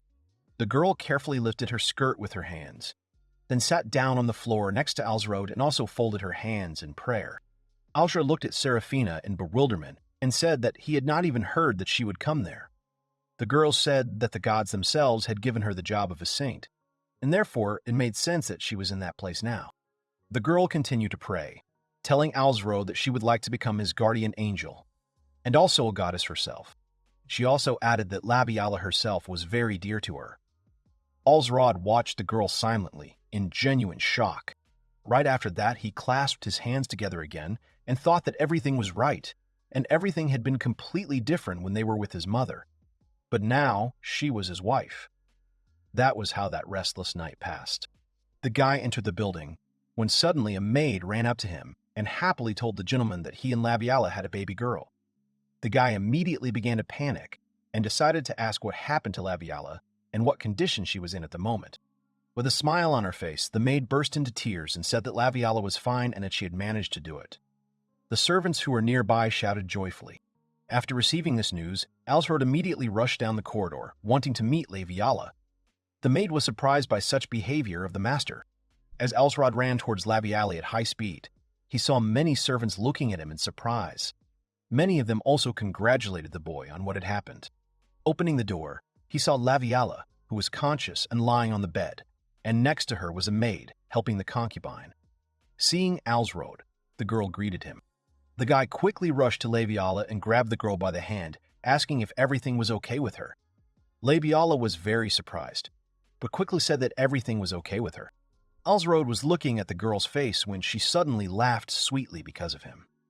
She warmly said that she felt a great relief the moment she saw his face. She looked at Alsrod, who was still holding her hand, and said that at that moment she remembered the words he had said to her before. The girl felt incredible pain, just as she was about to give up, when suddenly she heard his voice. She looked at Alsrod with a smile and asked if he remembered them. She raised her hand and placed it on her lover's face. These were the same words he had once spoken to Labiala in the reward fort. He had told her that even if she left him, he would still bring her back. Realizing all this, Alsrod simply could not hold back his tears. Labiala took his hand and told Alsrod with a wide smile that she had finally returned. These events took place before Fleur became Alsrod's concubine. The girl smiled warmly at her brother and told him that she was going to Most Castle. She added that he should not worry, because she would look after their sisters. Mezel lowered his head guiltily and apologized to the girl for always having to do all the work for him. Fleur said that her brother was a hostage until he came of age, and it was thanks to him that she became so good at ruling. The girl said that he should remember that her job is to support him, and this is certainly not a burden to her. Mezel smiled warmly and said that she had now become the Count's wife, and therefore he would like her to support him. He firmly said that now it was her turn to be happy. The girl froze. She could not believe it and did not know whether she had the right to be happy and whether she would succeed. The girl wrote a letter. She said that when he was held hostage, she continued to smile only because she thought of him and their subjects. Fleur was not sure if she would be able to smile again, if he died in the future. Mezel sighed and smiled, then said that she shouldn't bury him so early because he was definitely going to restore the good name of the Rouget family by winning the next battle. Fleur smiled warmly and said that he must definitely return, otherwise she would never be able to smile when she returned to the Count. After the conquest of Naguri, the girls were all together watching the event. Seeing the approaching parade, the girls shouted loudly that they had won, and this was the triumphant return of the Count. Mezel, who was also riding a horse in the parade, suddenly noticed something. He saw Fleur, who was next to the joyful Labiala and Serafina. Seeing Mezel, Fleur also smiled warmly and waved at him. Labiala supported her friend, while Serafina watched with a smile. Alsrod told Mezel that they were lucky to see Fleur smile again, because if they died, they would never be able to see it again. Mezel blushed slightly and said that the Count should not tease him like that. Oda Nobunaga, who was standing next to Alsrod, turned to the boy and asked if this meant that he had finally found him, and Alsrod confirmed these words. Oda Nobunaga thought about it and asked what Alsrod was planning to do now that he had found it. The Count sighed and said that it was quite obvious. He said that he was going to use it as an initiative to advance to the capital. Alsrod bowed low to the man standing in front of him. The guy looked at the Count and said that he wanted to thank Alsrod for accepting him. But there were some nuances. He said that he had come to this place because he had previously heard information that Alsrod could offer him support. The guy was visibly nervous as he spoke about this. When the Count looked up, the boy awkwardly admitted that he was curious if what he had heard was true. This boy was Hassa, the abandoned son of the former king. He has no titles because of the current king, Paphos VI. Alsrod had already decided that he would use this boy for his own purpose. Alsrod bowed and said that it was not surprising that His Royal Highness the Crown Prince had some suspicious doubts. However, the boy was worried about the fact that the Kingdom of Turtle was currently in complete chaos. Alsrod worked hard to put an end to all this chaos as soon as possible. Hassie was very surprised when he heard himself addressed in such a way.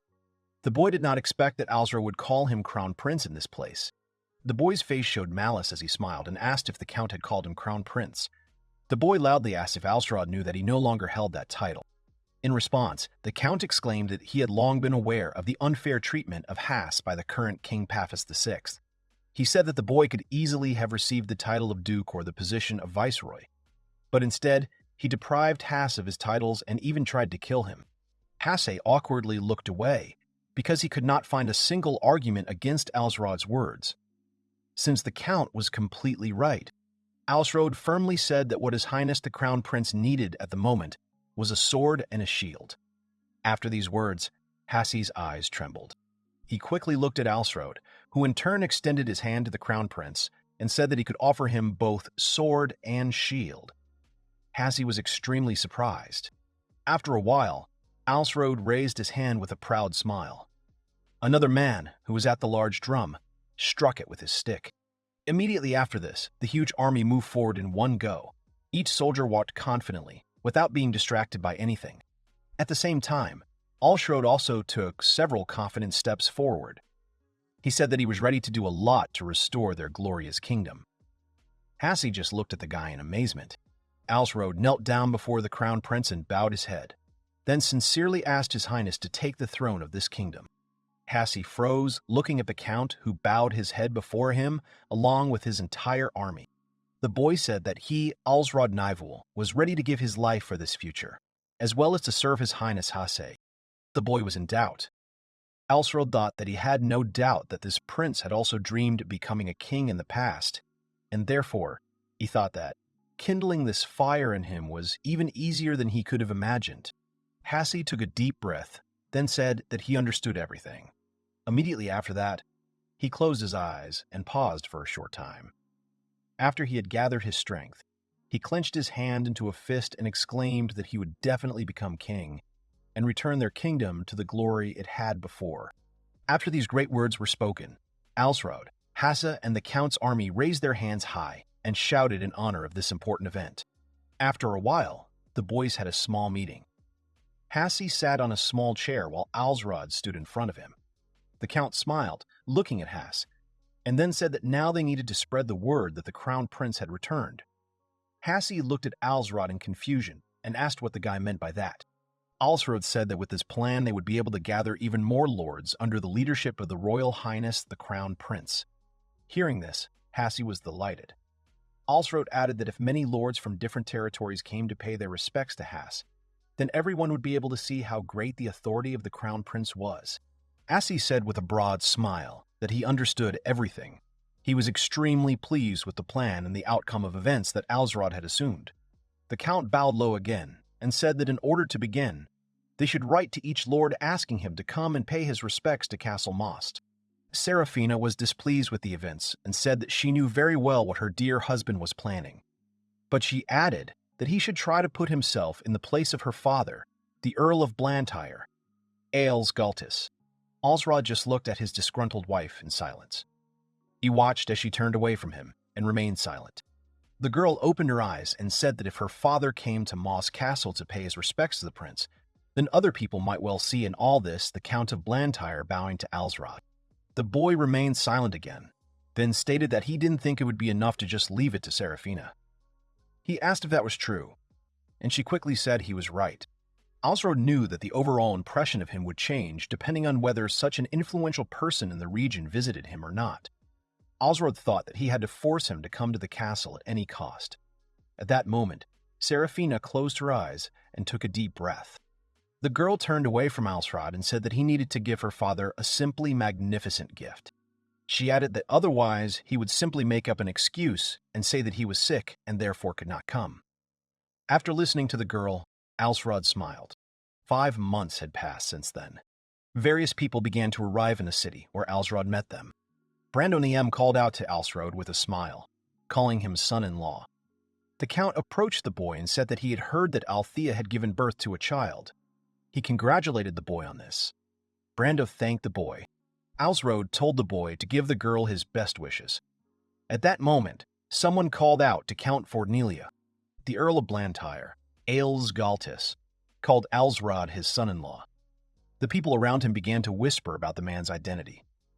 Alsrod thanked the Earl for coming. The Earl of Blantyre said that this was the beginning of the Crown Prince's reign, so he would not miss this for anything. Alsrod said that since the man had come all this way, he would like to see his grandchildren.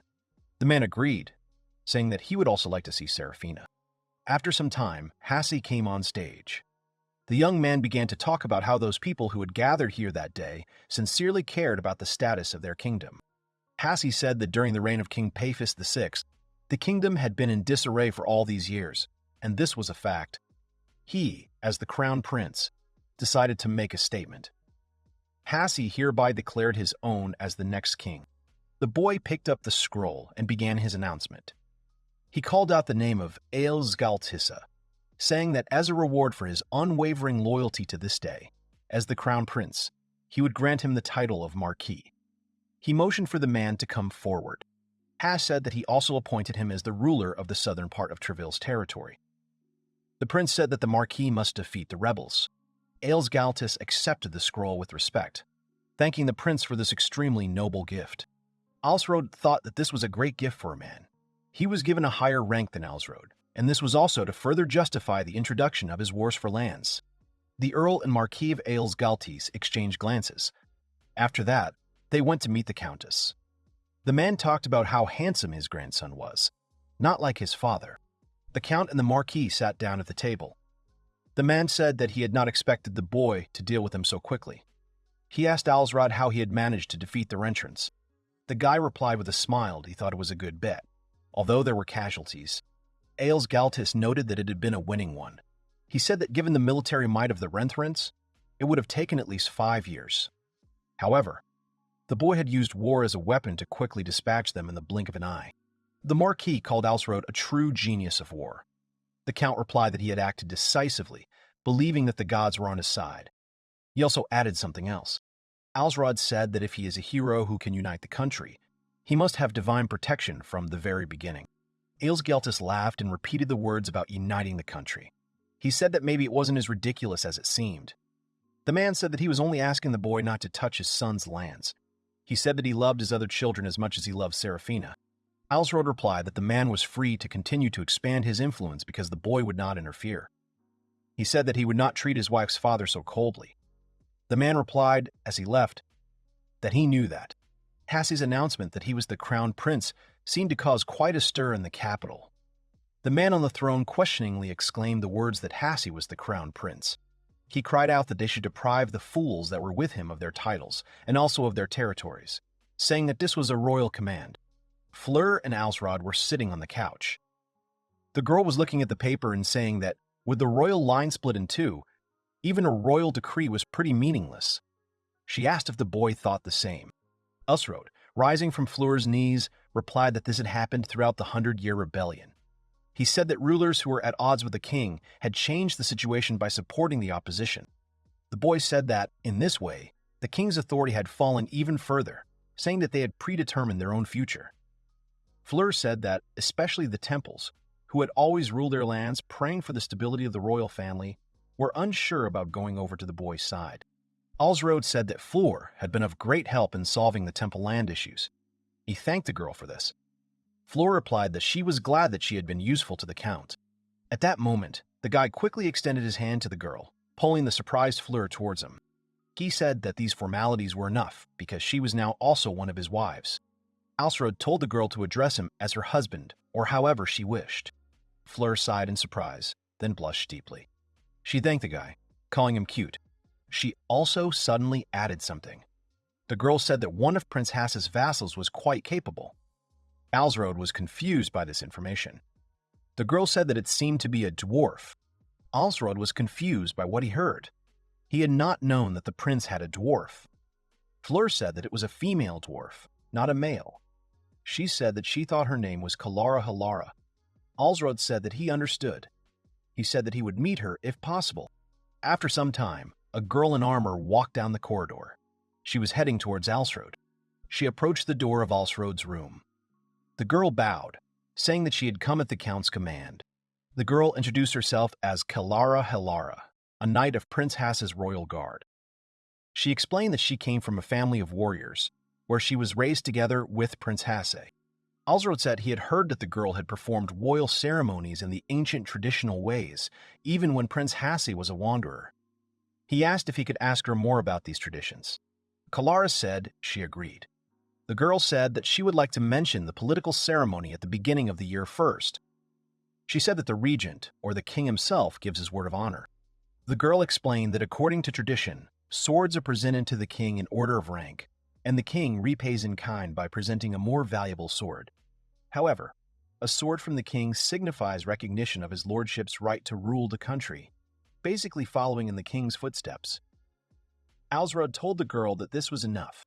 The Count thought about what a smart woman she was. The guy said that he understood everything. Alsrod thought that he wanted to hire her, because among his servants, he had never had anyone like her. The Count approached Kalara Helara, asking if she would like to serve him, if possible. He told the girl that, you see, he came from a simple family and was not familiar with the traditions which could disgrace the prince. Kalara replied that if the boy was not against her, she would serve him. Oda Nobunaga frowned, saying that he did not like this woman. The man looked at the girl, saying that she reeked of Akechi Mitsuhide. Alsrod repeated the name questioningly in his head. Oda Nobunaga told him that he was as well educated and intelligent as this woman. But in the end, he betrayed the man. Alsrod realized that the girl reminded the boy of someone who had betrayed him. Oda Nobunaga added that not only had he betrayed him, but also had killed him in Onhoji. He said that of course he was much older than her at the time. The man told the boy to be careful. Oda Nobunaga said that anyone who has mastered the ancient traditions is a conservative, and when faced with revolutionaries like Alsrod, they simply cannot accept it. The man said that he had warned the boy. Alsrod turned to Kalara, saying that he would grant her part of his lands. Alsrod said that since the girl would now serve him, wouldn't the crown prince have some strange ideas about her serving the boy? Alsrod told Kalara that if she had a romantic relationship with the prince, he would stay away from her. The girl replied that it had been passed down from generation to generation that members of the royal family were forbidden to have children with vassals. Alsrod replied that it was clear to him. He apologized to Kalara for such an absurd question. The Count stood up and extended his hand to the girl, saying that he would count on her, calling Kalara by name. She remembered Prince Hasse telling her that they had very few men, so they had taken her into the royal guard. He had said that a dwarf serving in the king's court was absurd in itself. Kalara thought about how she hadn't shaken a man's hand in years. Kalara Helara spoke words of honor to Alsrod and asked him to take care of her. Later, in his spare time from politics, Alsrod learned from Kalara about various royal etiquettes and traditions. The boy's plans for invasion also moved forward steadily. After almost a year, he captured Ikuto to pave the way to the royal capital, and eventually became the ruler of 3 prefectures. Laviala exclaimed excitedly that it was her time to return to the battlefield. Alsrod said that he had been waiting for the girl to say that. Laviala asked if the boy had plans for her. Alsrod said he had heard that a group of Ulbia rulers were trying to unite against Brando. He said he wanted to make sure he could fortify the south. The girl said she understood. The Count also said he wanted to try using Kalara as a commander in the next war. Laviala thought the boy was talking about that smart girl, the Dwarven Knight. Alsrod said the girl hadn't been on the battlefield for a long time, but her form was still good. He asked if that was true. The girl confirmed the guy's words. She said that she never neglected archery exercises when she had time. Alsrod led a charge of 3,500 warriors south, but not to join Brando Naham. Instead, he was going to fight the alliance of rebel representatives in northwest Olbia to prevent them from being caught in a pincer movement. The Count told the girl that he was putting 300 soldiers at her disposal. He told her to show what she was capable of. Kalara agreed. Labiala, who had been by his side the entire time, was greatly encouraged. Alsrod turned to the elf, telling her that she could fight as she wished. The girl happily agreed, saying that the boy could rely on her. After some time, a soldier asked if it was strange that they could not find a trace of Count Fornelia's army. He said that the army consisted of 3,000 soldiers, Another soldier said that they had seen the flag, and yet there was still no trace. At that moment, the soldier was struck by an attack. The warriors began to shout that the archers were hidden behind the trees. They could not understand where they were shooting from. Waviala, who was high up in the tree, fired again at the soldier below, causing him to scream. The elf smiled and said that she had not yet lost her form and could be useful. Alsrod told the girl that it was a great job because she had killed one of the enemy commanders. Alsrod saw Kalar and thought that only an hour had passed and the girl had returned so quickly. He asked her if everything had not gone smoothly. The girl reported that they had killed 3 enemy commanders. Alsrod looked at the girl with great surprise. The Count told Kilara that it was a good job in such a short time. He suggested that the girl's work helped with this. Kilara replied that she had no such special abilities. She said that the enemy appeared to be uncoordinated or without a clear plan. The girl said that this was how they were able to lure them. Kilara said that after that they pincered them and killed them. She said that she simply used the best tactics based on the works of military strategy, both past and present. Alsrod said that it was no easy feat to accomplish with 300 people who did not serve her. He asked the girl to tell him what her job was. Kilara said that this was a very specific job and many people didn't believe her. Alsrod said he wouldn't question it, so she could tell him. The girl looked at the Count and said that this was Akechi Mitsuade. This statement shocked him. Oda Nobunaga said seriously what he had told the boy before, that he was a traitor who killed him. The man said that this woman might also betray him, since her job is Akechi Mitsuhide. Alsrod approached Oda Nobunaga, saying that this makes things quite interesting. He asked the man if he would be better than him if he could use the girl without betraying her. Alsrod asked Kalari if she had heard anything from Akechi. He asked her what he meant by the voice. She replied that she had not. She asked him about how a work could speak. Alsrod laughed and said that was true. He said that would be completely ridiculous. Oda Nobunaga suggested that only a man of his stature could see himself as a work. In the end, they dealt a huge blow to the enemy rulers and returned victorious to Most Castle. Alsrod thought that, after all, work that you can talk to is more exciting. He asked if that was true, to which Oda Nobunaga sighed questioningly. The boy explained that 2 heads are better than 1. Alsrod said that they would soon reach the capital. Oda Nobunaga replied that of course the throne rightfully belonged to Alsrod. Alsrod reported to Prince Hassi that the battle had gone smoothly for them, thanks to his knight Kalara. The Count asked for his thanks. Hassi replied that the woman was all brains. He said that he had always heard that dwarves were hard-working, but the girl was so meticulous that it was a bit suffocating. Alsrod replied that he would not say that. He was saying that the girl was more breathtaking. He said that with her knightly physique, she had a beautiful figure and was a pleasure to look at. Hassi did not expect this from Alsrod. He said that if the Count was so enchanted by her, he would officially hand the girl over to him as a vassal. Alsrod expressed his gratitude. The guy thought Hassi was a far-sighted man, but thanks to this, he got his hands on a good commander. Alsrod told Kalara that their next target was the Ciala prefecture. He said that there were a couple of strong rulers there that he wanted to lure over to his side. The girl realized that he was talking about the Nistania clan, which owned the port of Nistania. The Count replied that this was true. He said that Nistonia had a powerful fleet, and if they cooperated with neighboring clans, they could provide them with up to 200 ships. Alsrod had said that the sea was an important part of their lives, and that their culture and values were different from those of the land. The boy wanted Kalara to take advantage of this and convince them with her hospitality. The girl repeated the last part questioningly.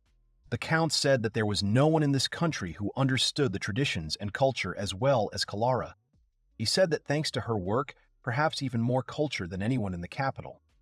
Alsrod doubted that Nistonia would stand a chance against them if they showed them that they had better cultural standards. Kalara replied that she understood. The girl said that she would prepare something unusual, as if it were for the king himself. Alsrod replied that this was excellent. He had no doubt that the girl would succeed. He hesitated a little, then asked Kalara to come to him for a minute. The young count grabbed the girl's hand and quickly pulled her towards him. The lips of the boy and the girl touched. Kalara approached the boy, assuming that he had peculiar interests. Alsrod replied that this was not the case at all. He said that he had simply fallen in love with the girl. The boy looked at the girl, telling her to serve him, to dedicate herself to him. He said that he would make sure that her name would go down in history for thousands of years. After some time, a long boat was sailing along the river. The guests were heading straight to the castle on the vessel. Alsrod watched as the guests arrived. He greeted them and thanked them for coming all the way to this place. The governor of the Ciala prefecture, Soltis Nestonia, responded that he was greatly honored to be invited by the Count and His Royal Highness, the Crown Prince. Alsrod began to talk about how he was not one to beat around the bush. For that reason, he said he would be honest. The boy asked Soltis Nistoni what he thought, whether he was invited to kill. The man replied that he did not think so. The boy said that he had nothing to worry about. Alsrod said that he was now a loyal servant of His Highness, so if he took such a step, he would lose the trust of the rest of the vassals. Soltis Nestonia replied that the boy's words made sense. The Count said that first he wanted the man to meet His Highness, and after that he and Kalara would show him the castle. Prince Hassi greeted the guests with a broad smile. They arranged a colorful reception with music and dancing. Kalara asked the man to watch their soldiers march tomorrow.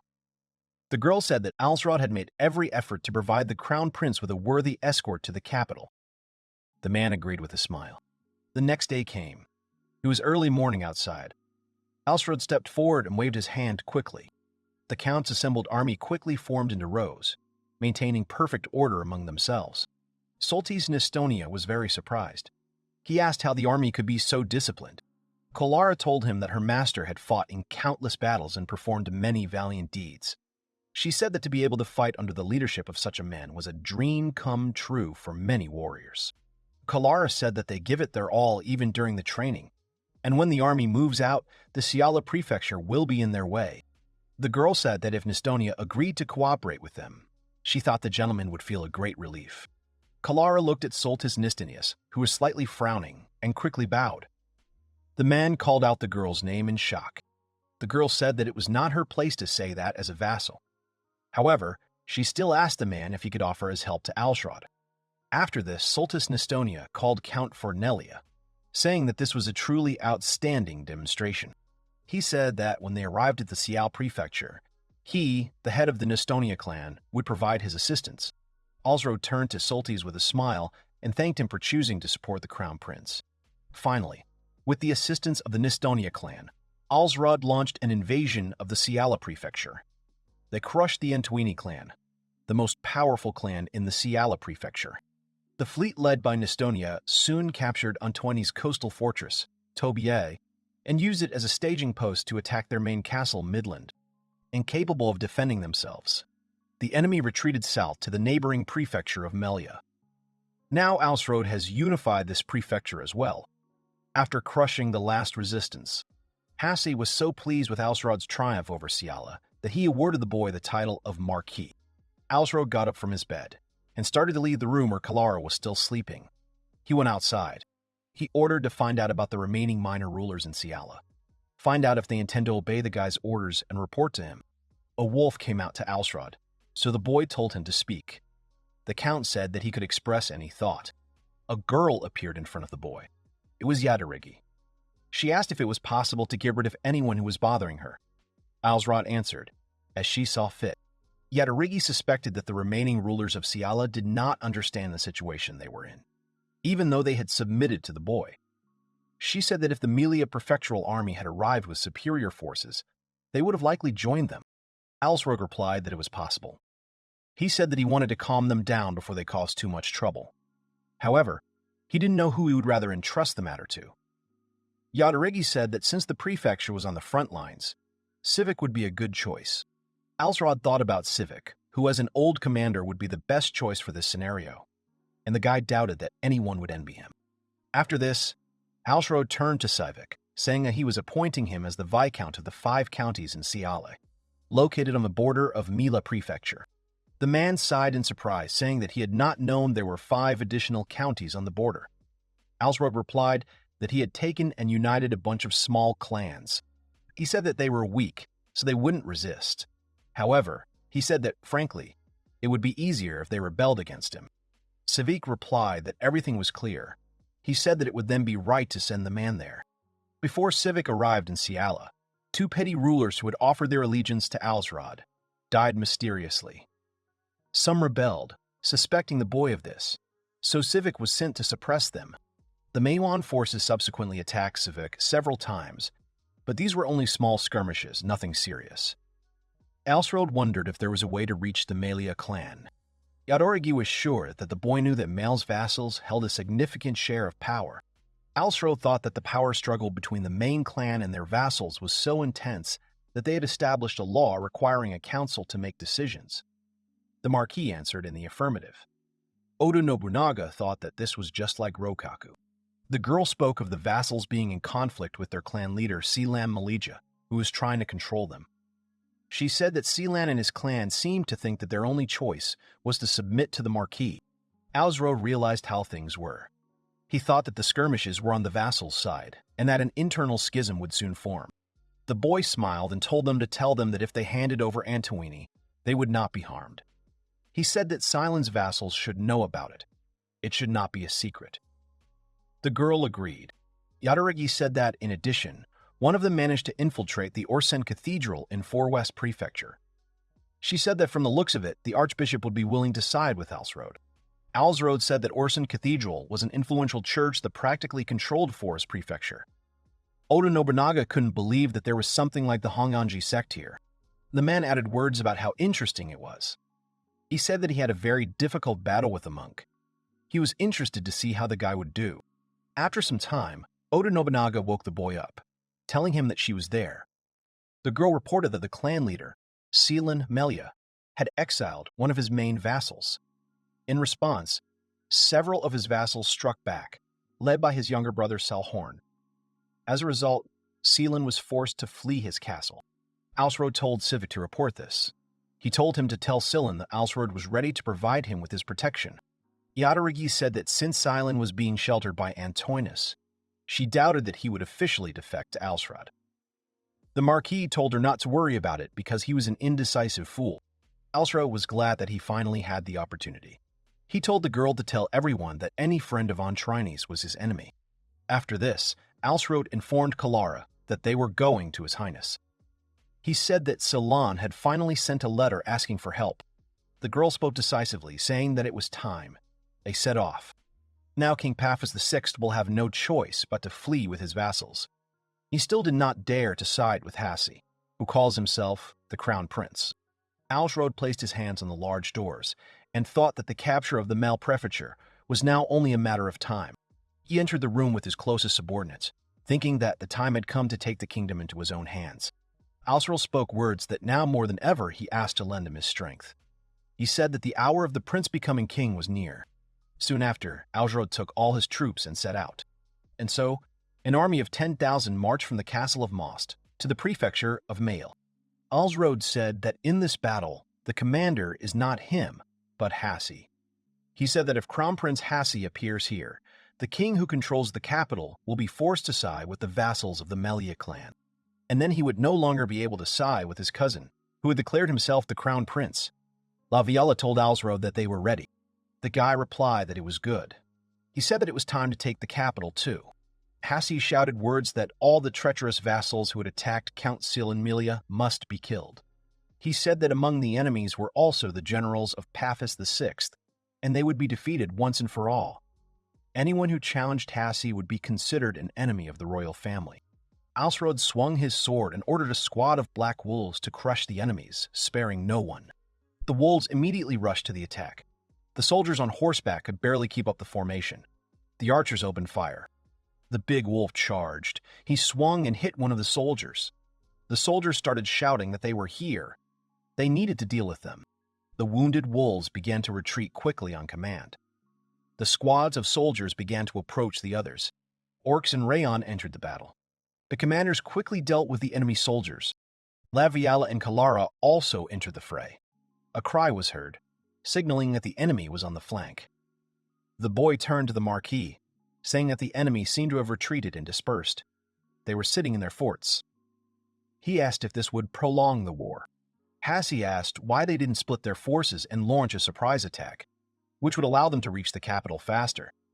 Alsrod turned to His Highness, saying that he had a plan, so there was no need to rush. Hassi objected, saying that if they did not hurry, more forces might arrive from the neighboring prefecture. Alsrod asked the boy to be calm. He said that the prince now leads the best army in the kingdom. The prince agreed with the Marquis. Alsrod thought that there would be no problem, since he had given orders to another part of the army under the command of Civic. The boy immediately reported to the man about the split in the Melia family. He was already on his way to the enemy's main stronghold, Dokto Castle, while devastating their forces in the rear. Alsrod thought that they would then encircle the main forces along with him, completely destroying the forces of Melia Prefecture. Several days had passed since then. No one shouted that they were not to allow anyone who resisted to escape. Alsrod was informed that Civic had captured the Melia clan's castle, Dokto Castle. The soldier said that Salhorn Melia, the clan's legitimate heir, had fled to the capital. At this point, another soldier arrived with a report. He said that most of the enemy army wanted to surrender. Alsrod told him to tell them that he accepted their wish to surrender. The man told him that the plan might not have worked if it had not been for this old soldier, a comrade at Fort Neograd and one of the generals most trusted. Alsrod exclaimed that this battle would mark a new beginning for their kingdom. He said that their path now lay to the capital, where they would proclaim the crown prince king. Alsrod told the girl that he once made a promise to Civic that he, while alive, would see the unification of the entire kingdom. Labiala listened carefully to the guy and said that they should try to make the promise come true. Thus, Alsrod led his troops through Melia and Four West prefectures to Fort South Prefecture, approaching the capital. Later, the head of the Santira clan and a large force in Fort South fled due to losing the will to fight. Realizing that he could not win the war, King Paphos VI abandoned the capital and fled west with his clan.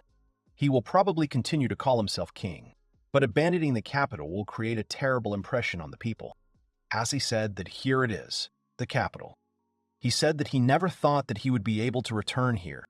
The prince, with tears in his eyes, told the Marquis that he did not know how to express his gratitude. He thanked Alsrod heartily several times. Alsrod turned to His Highness, saying that this should wait until they enter the capital. Hassi said he just wanted to let the boy know how grateful he was. The Marquis thought that, frankly, the prince's crying made him feel like he was doing him a favor by letting him use the boy. At that moment, the prince said that he had also promised Alsrod the title of regent. This left the boy dumbfounded. He thought about how the regent, the highest title of a vassal, occupied the highest position after the king. Alsrod replied that it would be a great honor for him. He said that he would strive to be worthy of this role, to do everything possible to ensure peace in the kingdom. Hassi, with a broad smile, replied that he would not break his promise either. After this, the troops of the prince and Alsrod entered the capital. The people watched them with delight. They recognized Marquis Alsrod Naivul. They discussed the fact that the boy was rumored to be only 23 years old. They talked about how fearless he was. Alsrod thought that his reputation in the capital was unquestionable. The guy received the ability Image of the Ruler. All abilities that give a certain effect become 3 times stronger when the majority recognizes him as the supreme ruler. This ability works regardless of how the recognition was earned. Abilities became 3 times stronger to be absurdly powerful. Oda Nobunaga said something about it not mattering. He said there was no ruler better than Alsrod anywhere. The boy thought that maybe it was better to be a regent than a king. The man thought the same thing. Oda Nobunaga said that the conquest of the capital was indeed a sweet victory. He said that he himself was equally delighted when he captured Kyoto. However, he said that the boy would soon butt heads with Hass, because the king was the king. The man said that the prince wanted all the power for himself. He said that when that happened, Alsrod's fate would depend on how he handled it. Oda Nobunaga said that some things are a little different from his time. He said that the former king Puffs, or something like that, is still alive. But for Oda, the former shogun, died quickly. The man said that the moment Hassi stopped helping the boy, he would become a target for the former king and others. Alsrod thought that if he sided with the former king, that in itself would be the end of Hass. It was unclear whether the former king and his factions would leave Alsrod alive, but it was an option. He thought it was worth remembering, because it might be the key to his future. The next day, after the coronation ceremony was over, Alsrod was officially appointed regent. Hassi said that if a guy wants something, he can just say it. He, like a king, wants to fulfill it as soon as possible. Alsrod said he would be glad if the king would be so kind as to grant him several cities as his territory. He thought he could amass a fortune that way, and his future plans would go more smoothly. Hassi agreed, He also wanted to talk to the boy about appointing new rulers, because he wanted to hear the boy's opinion. Alsrod looked at the papers and thought that there were more old nobles than he expected, even among those who did not support Hassi. Alsrod thought that the king had no idea what he was doing. He addressed His Majesty, saying that it would be better to reward those who had served him for so long in war and politics. He asked whether any of them, returning after so long, would really be able to follow the king if he were suddenly driven away from the capital. Hassi replied that he understood, saying that the regent was right. However, he said that he also could not give all the lands only to Alsrod's vassals. The regent said that they should therefore station someone near the capital that they could rely on, even if he was not their vassal. He said that if Paphos attacked, Hassi would be in danger. Alsrod told the king not to forget that they were still in the middle of a war. The boy replied that he was right. The king supposed it was true that having men who knew nothing of the principles of war would hardly serve as a wall if he placed them side by side. Alsrod thought he could get the boy to distribute the new rulers in a way that would be convenient for him later. Hassi turned to his regent and thanked him again. He said that he had been able to become king and make the boy regent. Alsrod replied that it was an honor for him. At this point, Hassi said that he could now finally talk freely with the guy about a wedding proposal. The king said he had a 13-year-old sister who was now in a monastery. He asked if Alsrod could take her as his official wife. The boy hesitated, calling out to the king. Alsrod said that he already had Seraphina, the daughter of Marquis Aelsgeltus, as his official wife. For this reason, he said that he could not accept the king's sister as his wife, because it was simply impossible. Hassi was puzzled. He said that this was the king's sister, and she would be much more important than the boy's wife. The king said that it had always saddened him to think that he would have to give the girl to some fool, but now he could give her to the boy without regrets. He was sure that his late father would have been very pleased. Alsrod thought that this was certainly a good offer. If they have a child, the child will have royal blood, and Alsrod will become part of the royal family. However, he didn't know how Seraphina felt about this. The guy didn't want to break his wife's heart with just a political decision. Alsrod turned to the king, saying that if his sister was only 13 years old, then the dedication ceremony of the work would not take place soon. And until the time came, a lot of time would pass. Hassi said that he would have done so if he had not been king and were still living in obscurity. But now he was king and Alsrod was regent. He thought it only natural that they should be united by marriage. Alsrod thought that there was no arguing with that. Hassi was right. Alsrod said that the king had just ascended the throne and he had become regent. And if they were talking about the royal family, the boy was afraid that His Majesty's family had preceded him. The king thought about it. After some time, Alsrod met his wife, whom the guy called by name. The girl said that her husband looked even more handsome as a regent. The guy thanked the girl, saying that she did too. He said she was so elegant for someone who had never been to the capital, as if she had been born here. The girl asked if the guy really wanted to cheer her up. Seraphina said she was still nervous. The girl happily spoke about how coming to the capital was her dream. She had studied the monarchy, but using knowledge in a distant place was not the same as in the capital. Alsrod said it was great because he could always rely on her. He said something about it being a surprise, but he needed to tell her something. Seraphina asked him to tell her because, as his wife, she was glad to hear about her husband's problems. Alsrod said it was a matter for His Majesty.